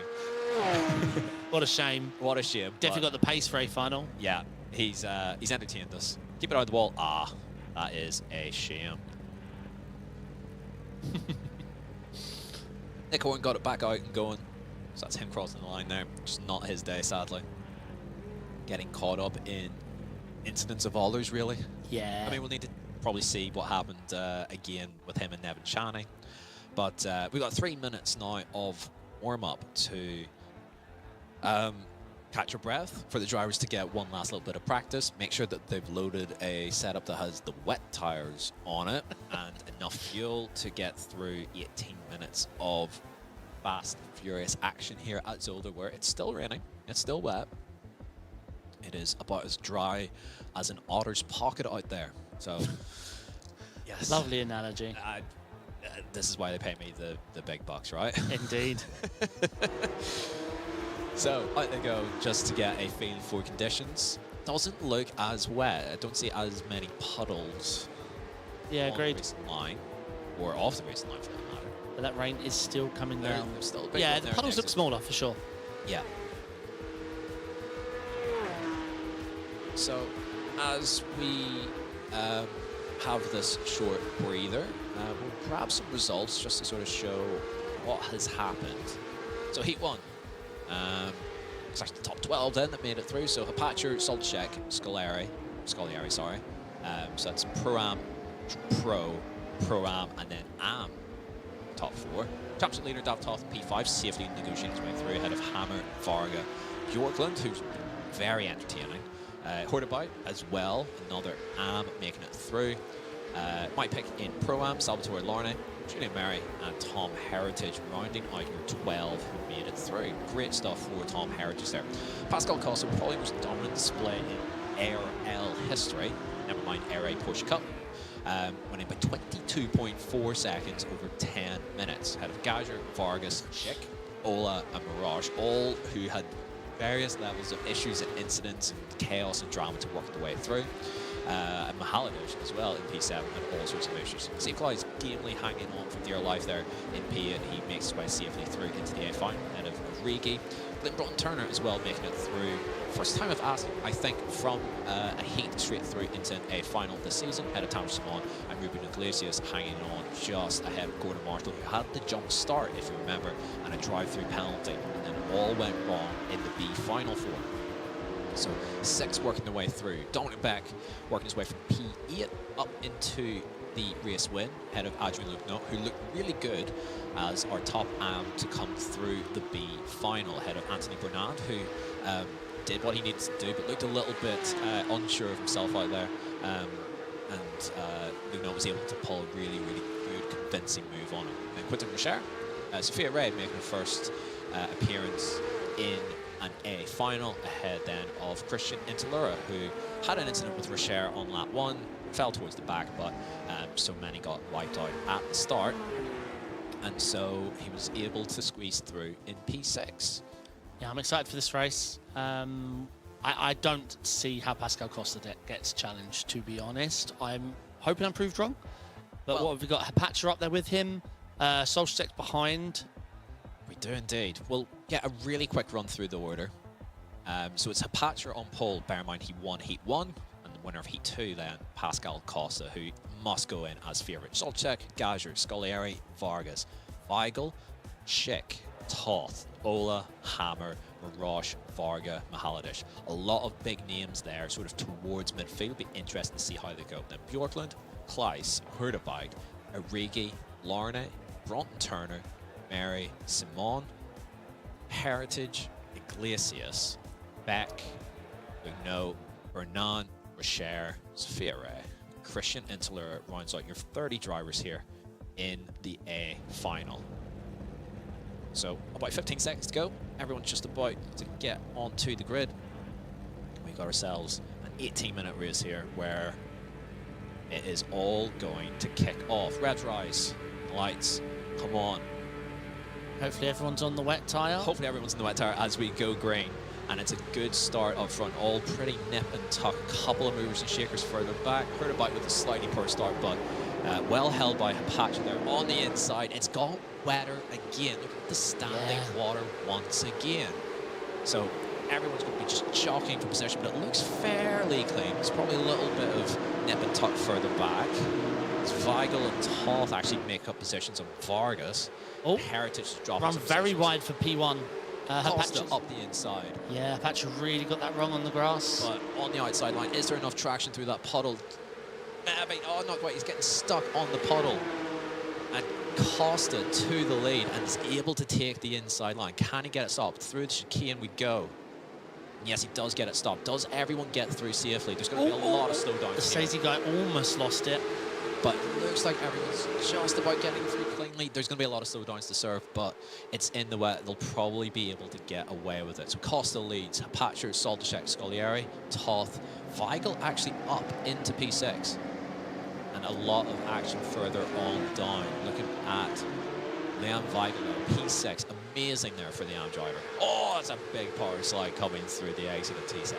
Are we going to see a Pascal Costa lay it down like he did in the first race? I don't think it'll be quite as dominant. Oh, on the white line. Oh, that is Mihalic running wide. Not the first time he's done it down there this evening. Side by side there with Bjorklund. It's actually a really good opening lap. Even if the rest, I think there's a couple that's run wide there. He hit him. Oh my goodness, I spoke too soon. Bjorklund Yeah. spinning right into the Bjorklund went into the back of one of the Stacey's. Yeah. And so we can breathe ever so slightly. Weigel's just lost the spotlight to Gager. But all good for him. Just needs to keep it pointing in the right direction. Oh, Scollieri is round. And Apache side by side with Schaltersek. Yeah, I think Schaltersek's going to be forced onto the dirty slow stuff here. Yep. Has to filter back in line. So it's all sort of nip and tuck in midfield, but everyone sort of largely got through that really, really well. It's so good to see because it's so difficult out there. It 30 is. drivers. That lap by Costa, though, 50.5. That's 1.3 seconds quicker than anyone. See how treacherous it is on the traditional racing line. Just he's so... Oh, my goodness. Surely can't get away with that again. I don't think it was him the first time around, but yeah, I think he's filtering back into roughly where he was. Oh, it's going to stack up like crazy into here. There's so many of the Shezhi guys. They're all going deep as well. Everyone's going deep. Scollieri's deep. Halliday's deep. They're all deep. Oh. Does not want to give that back. I don't think he's happy with his chicane cut. No.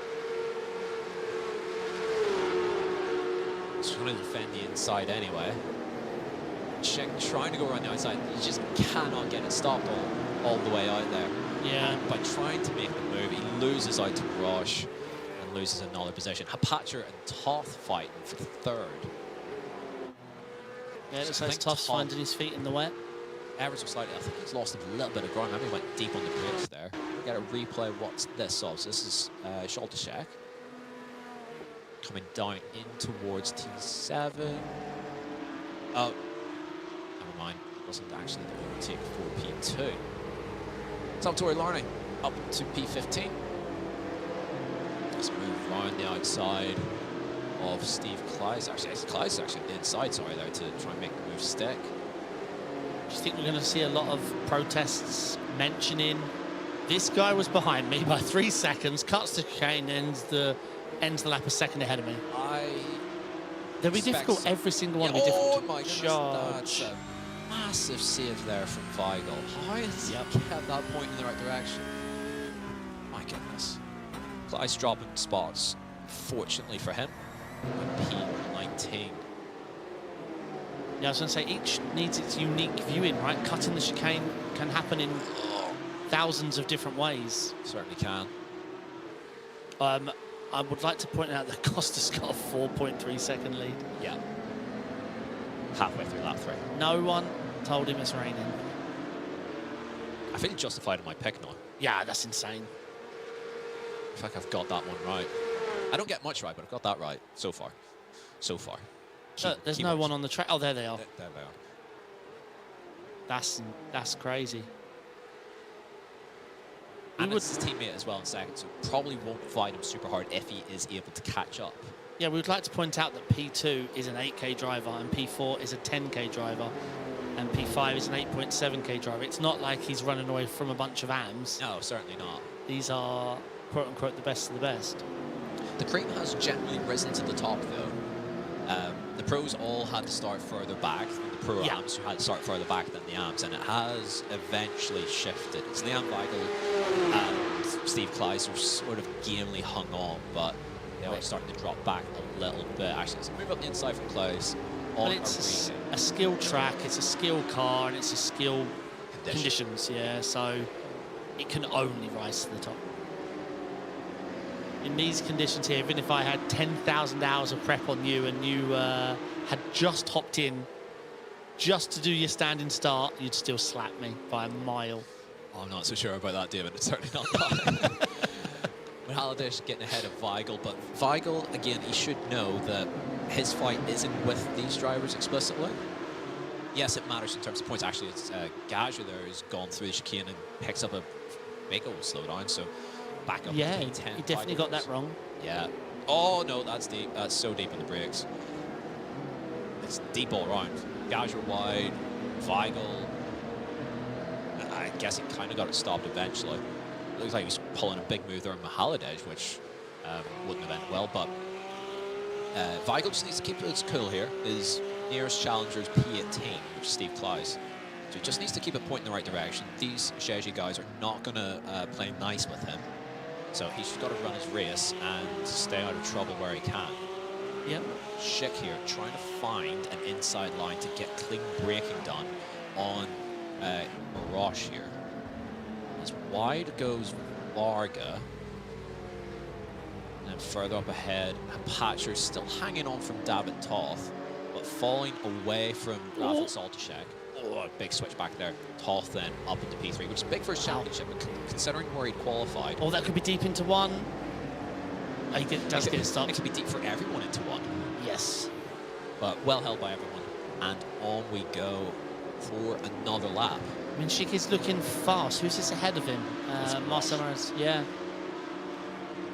It's big for these pro drivers in terms of the championship standings. They must get ahead of these pro-am drivers to at least minimize the damage that is being inflicted by Soltaszek, Costa, and Toth in particular, who's just done what he's needed to do. He's not being spectacular, but he's up into P3 and has a bit of a buffer there. Hanging on super well here in P10. I think I said in that we may see someone in the top 10 of the A fun who's an AM just because of the quality situation. Yeah. And that if we freeze frame right now, it probably won't end like this, but we do. I think for your prediction, I hope it ends well, because like it would mean that Leon Weigel's had an astonishing day out. Yeah, I don't know how he keeps Schick, Vargas. I mean, even Lane, if Lane can get it together. Let's see. I don't think Lane's been quite as quick this week in the wet as he has been in the dry this season. Oh, that's a big shove up the inside. That's forceful. But it's not stopped at the same time. I don't know how much he used Weigl as a brake himself, but I don't know. I'm not sure. I don't think if you're using the blue card, I don't think you'd be complimentary. No, I don't think he'd be complimentary, but I don't think he pushed him clean off the circuit. Oh no! He's just nipped through the back of him there. Has Weigl, and this is going to get pretty dicey into T1. Stick with this. So that Schick then has gained 2 positions. Weigel's sinking without trace at the minute. That's P13 most likely. Oh, that's too much around the outside. Surely you can't hold that. No.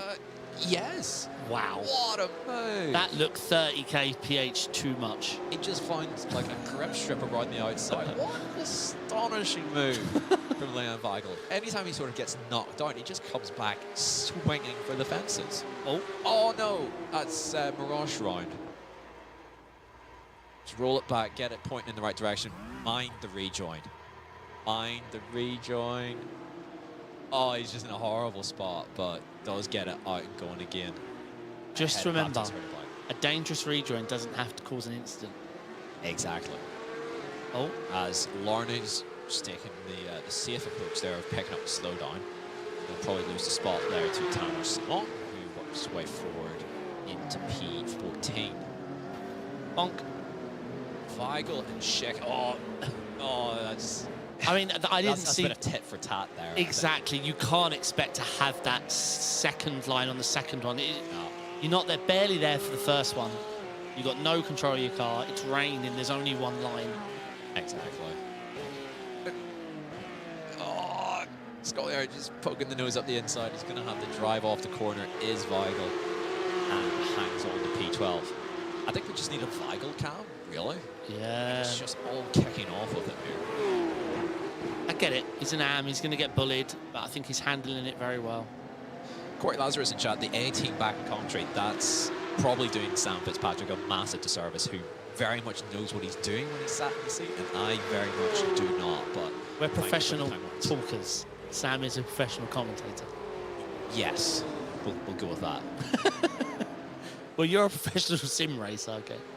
I'm a professional talker. I know what I'm talking about, but I don't know how to talk it. I think that's maybe how I would best describe it. Pascal Costa with a 7.8 sec. I can't keep up. An 8-second lead. 8.1. Yikes. Be talking all day, just increasing the numbers. So there's the last lap time. So 42.2, half a second clear of everybody else. Astonishing drive from Pascal Costa, sort of showing his quality and his class here. Yes, indeed. Looking back at Tanner Simon, actually the lowest pro driver sort of running at the moment in P14. So as I said, pretty much all of them have worked way forward. Oh, it's a big shot. Scullieri and Weigel getting into each other. So Tanner Simon, with nowhere to go, has to just sort of hide his time and wait and see if... Oh, no good run here. If he get to the but inside, where are you going to go? Yeah. Move over to the white line on the right, and you just got to wait. But mistakes are there to take advantage of. You just got to be patient, and you cannot force anything. These drivers are quickly learning exactly where they should be placing the car, where to get onto the brakes, and if you're not on that line, then you're going that way. Weigel, too many 4Xs, unfortunately. Most likely. He's been in the wars, so that's a drafting penalty. And so that will promote Steve Klaus. Oh, what a shame. Up into Am lead, who was my pick. Tomas Summon, nice move here. Yeah, he's up the inside, but there is a bit of grip around the outside there if you can stick with it, as we seen with Weigel a couple of laps ago. But the outside line actually is where you want to be. 42. Oh, bit of a hit check there. It came off worse, though. It did come off worse. Scullieri has to concede the spot. And so we now have, inside the top 12, 10 pro drivers and 2 pro apps. Yeah. It's like none of this really and ever happened. Let's face it, Matej Hapacha was the driver on the cusp of being pro. Yes. 6.4K is no slouch. Exactly. I mean, none of these drivers to have made it this far. It's like, oh my goodness, Scullieri's gone airborne through the chicane. Salvatore Larne has worked his way up into 13th. So my picks are actually doing pretty good this evening. Larne P3. Oh, never mind. I spoke far too soon. I'm not sure what happened there. We need to replay that. I think that was like a self-pit maneuver from Larne. Not 100% sure. He's trying to move across. There's no need to move across there, if I'm being honest. And Scullieri didn't want to be braking on the far left-hand side there. And 2 into 1 doesn't really go. Keep at it. Knock lumps out of each other again. Yeah, I'm not sure how many 4Xs Scullieri can handle anyway. Yeah, good question. Oh, Oh my goodness, they're at it again. that looked like a Lane hip check. I'm sorry. Let's get the original replay. Yeah. So, yeah, it's chopper cam. You know, you love a chopper cam, David. Yep. So he's just... Oh, it's not on Lane at all. No. Lane was at most in the middle of the track. Yeah.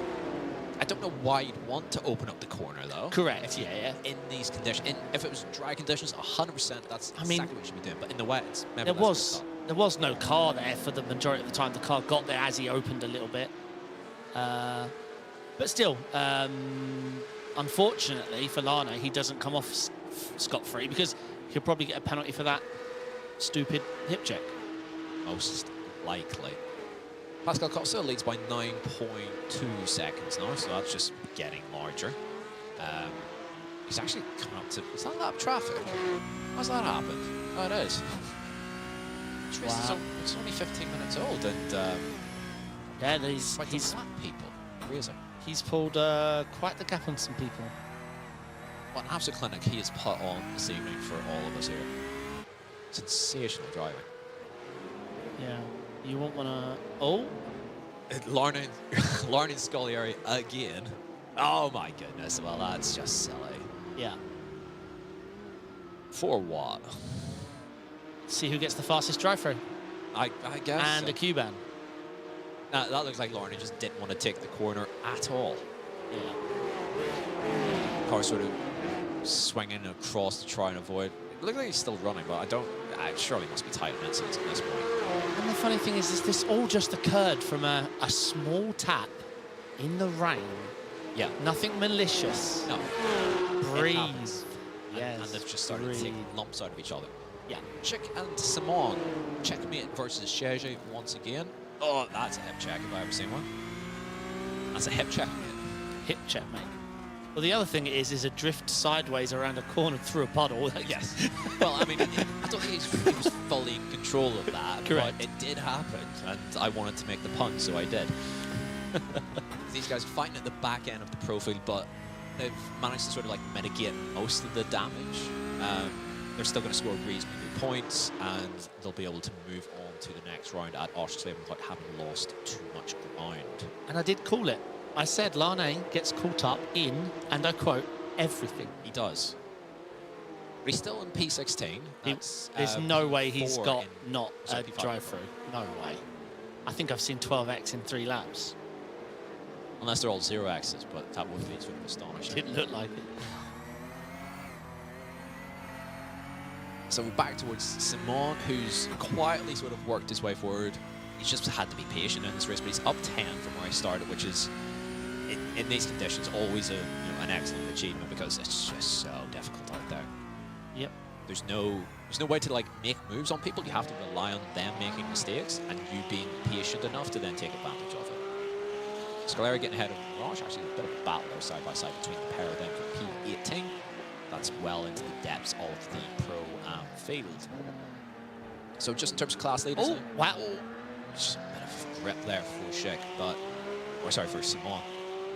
So a lot of grip. If he gets to the outside here, he's probably got plenty of grip to throw the car into in T1. I'm not loving this from Schick defending the inside. I expect Simon to actually get all the way around the outside here if he can. Actually, no, it's well defended there from Schick. But it's Costa leading not just the entire field, but the pro field as we're on to the final lap of the race. Apache in P4 leading overall, leading in the pro AM field, and then my pick, Steve Kleiss, leading in AM and has a little bit of a gap there back to Dominic Beck. So for his sake, hopefully he hangs on nicely to that position, but it's starting to wind down just ever so slightly here as Pascal Costa is coming into the final sector now to conclude a tremendous drive, especially given how qualifying panned out. He was class of the field in the pros in that department, dominated his heat from basically word go, even though he qualified 7th for his heat. Comes across the line to take a dominant win here in the A final, in the wet here in Zolder. A tremendous display from Pascal Costa. We have to wait quite a while for Rafael Salt to check, as Dominic Beck actually does get ahead of Steve Kleiss, but that's not going to make too much of it. Oh no, if we can go back to that, Apache that will come through to take a dominant Pro-Am win. P4 overall is a Very strong. Kleis, still P19, is going to be good enough, I think. I don't know what's happened in that last lap. Actually, we've lost Scalera. Yeah, I assume he's pitted. He was, I'm not sure. He had a lot of incidents for sure. Gager in second in Pro-Am is P9 overall, and Julian Mario will round out the podium there for that. Schick hanging on ahead of Simon. We've seen plenty of that battle, and Gager actually just barely hung on by 2/10 over Ivan Vargas there for P9. But over the line, Larne P15 somehow. Not sure how he's done that. Steve Kleis will pick up the win, just actually in ahead of Baptiste Hurtubite, who we said very little about, but has quietly worked his way through into the final and picks up a very steady and solid P2. Yeah, very good. This is how you win championships, solid points like that. And Christian Intelura, the one AM driver who had to start right at the very back, makes it through, finishes third in class. The only shame really is Costa needed his own split. Yeah, he was involved in a battle for all of 4 or 5 corners, maybe. And that's across 2 races. Yeah, absolute different league. Absolute different league. No mistakes. High on traction.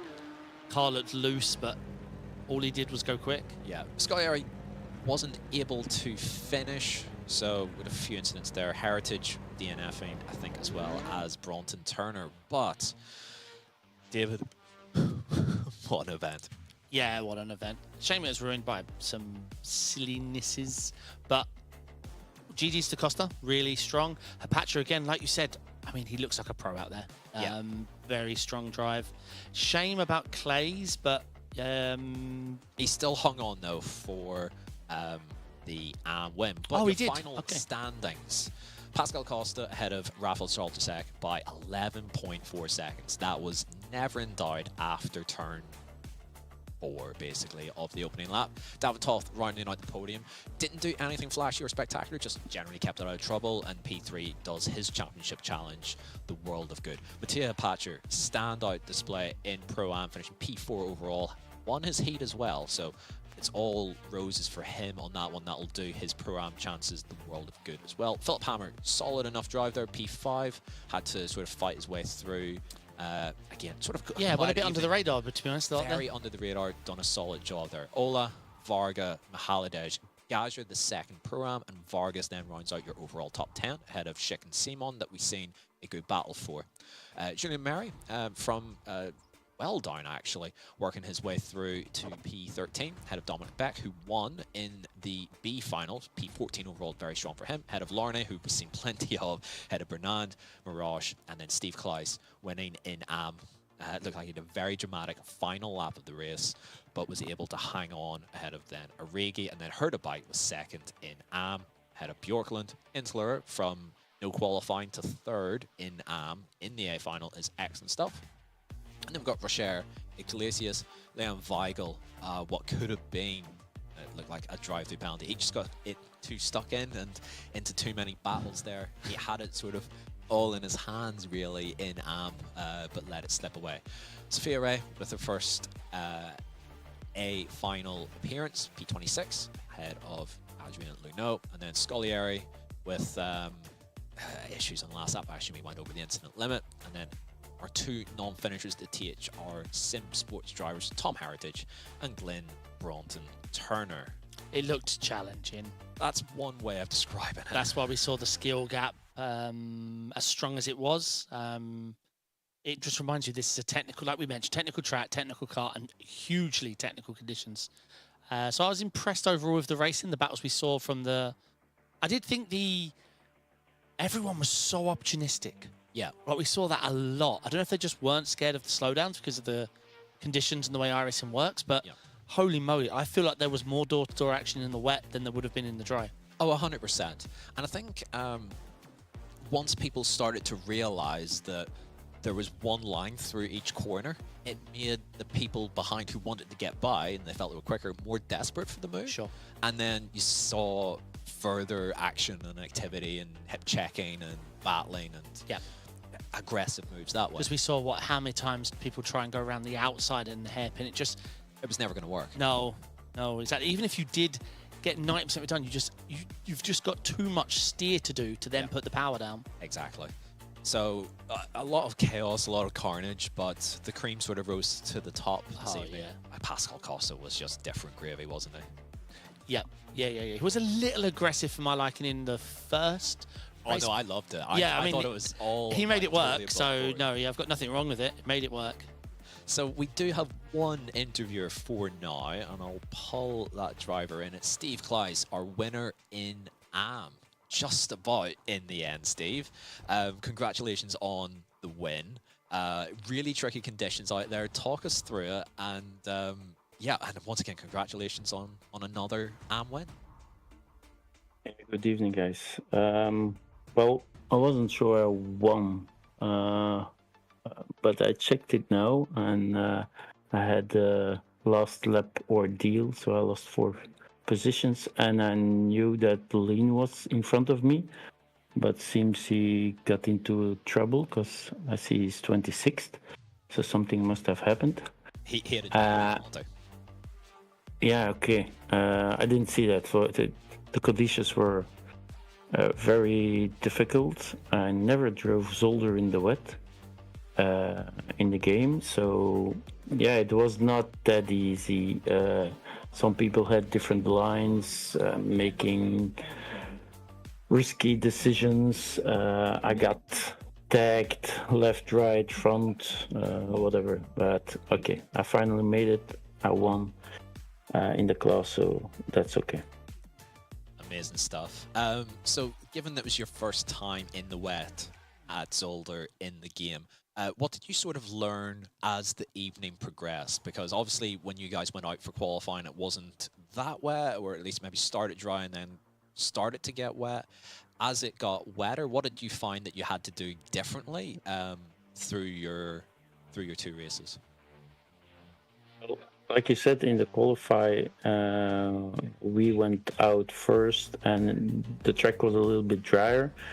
I was looking at the times, I was like, oh no, don't tell me we are going to be in front of all the rest. This is going to be mayhem. So I just tried to take it easy. I wasn't sure about breaking points and stuff, you know. So I just tried to make it into the A final. That was something. Then in the other races, I watched the other drivers. I was like, okay, I should go wider a little bit there. I should keep this, or I should do that. So little stuff, yeah, just like in real life. But things I know, but I'm not doing, let's say, 100%. You know, you should go wide in turn 3, I think it is. But I wasn't going that wide. I was staying in the middle. So those are things that I should have done immediately. But in the main race, it was okay. Yeah, it looked like you sort of, outside of maybe the last lap where it all sort of kicked off, but you managed to keep it pretty calm and sensible there, and that's what I think allowed you to pick up the AM win. Next round is Oschersleben. What's your thoughts on that circuit? I assume we haven't done that in Porsche Cup before, so what's your experience of that circuit? I don't think I have any experience. No race. Maybe I practiced once or something. I like the track, but I don't think I did an official race on it, or maybe with a small car. So, yeah, I don't know. I'm a little bit afraid because there's a fast chicane, and if people do stupid stuff there, it's gonna hurt.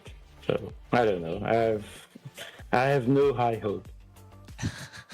Well, I mean, you've got back-to-back AM wins, so maybe the hopes should be a little bit higher. But yeah, congratulations on your win, Steve, and anyone you'd like to give a shout-out to. Like always, I want to thank you guys and Apex for organizing this great league. I'm having fun, so you will see me back again. Amazing stuff, Steve. Congratulations once again on your win, and yeah, thanks for the kind words as well.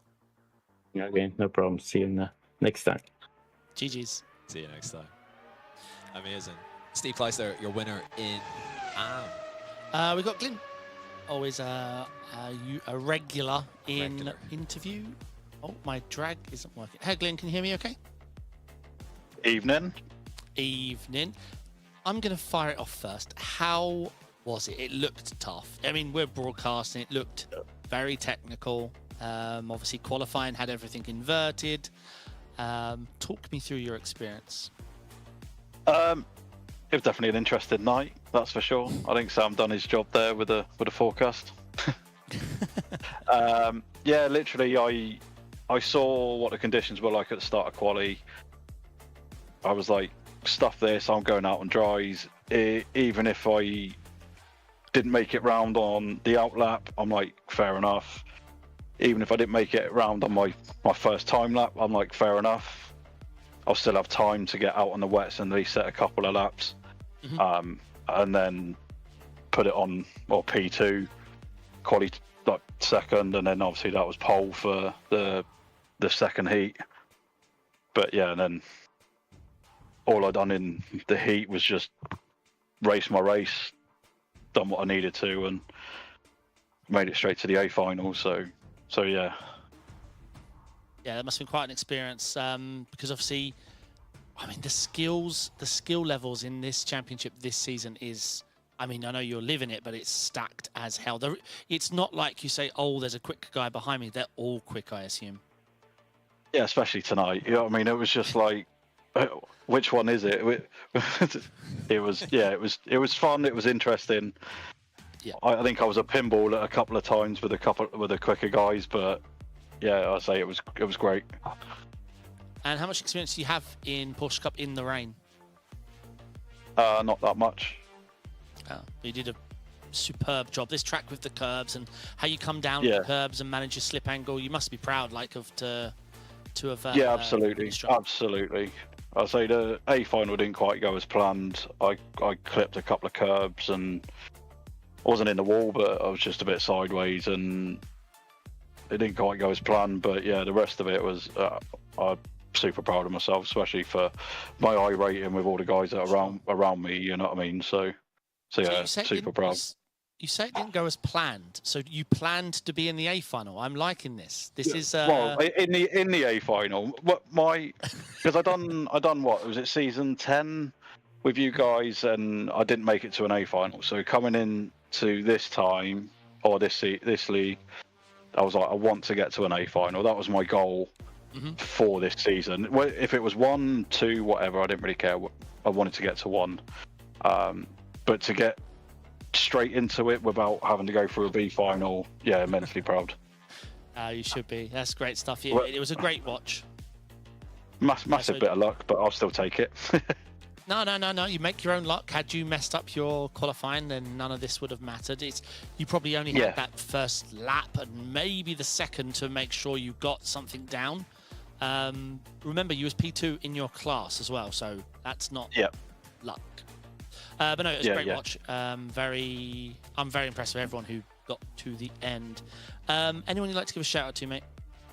Again, you guys for doing the putting the leagues on, for the coaching as well, because that's helped me, and to THR as well. You guys are awesome, and 3 of us got through tonight, so into the A final. So just super proud of the team. And Nick is 30 quid out of pocket because he said he'd give each of us a tenner if we got to the A final. So cheers, Nick. Full house. Brilliant, mate. All right, hopefully we'll chat to you next round. And yeah, again, congratulations on a well fought race. Oh, cheers. Cheers, mate. Glenn brought Turner there. Fantastic stuff. I wonder what would have happened if Nick had made it through. Is he giving himself a tenner? Where's the actual tenner come from? I think it would have said, he'd have said, like, no, I don't pay out if I also. You know, because, I see. Well, unfortunately, that's it for interviewers. I would have loved to get chatting to a few more people just to get their thoughts and experiences of how that was. I think everyone's knackered, mate. Do you see that? Well, yeah, probably, but we want to hear how everyone sort of navigated all of Plus, that. Pascal Costa started. He probably started an official about 40 minutes ago when he finished. Yeah, probably. Yeah, he's probably already, 5 seconds clear in his next race. Very An impressive. astonishing drive all round. Yeah.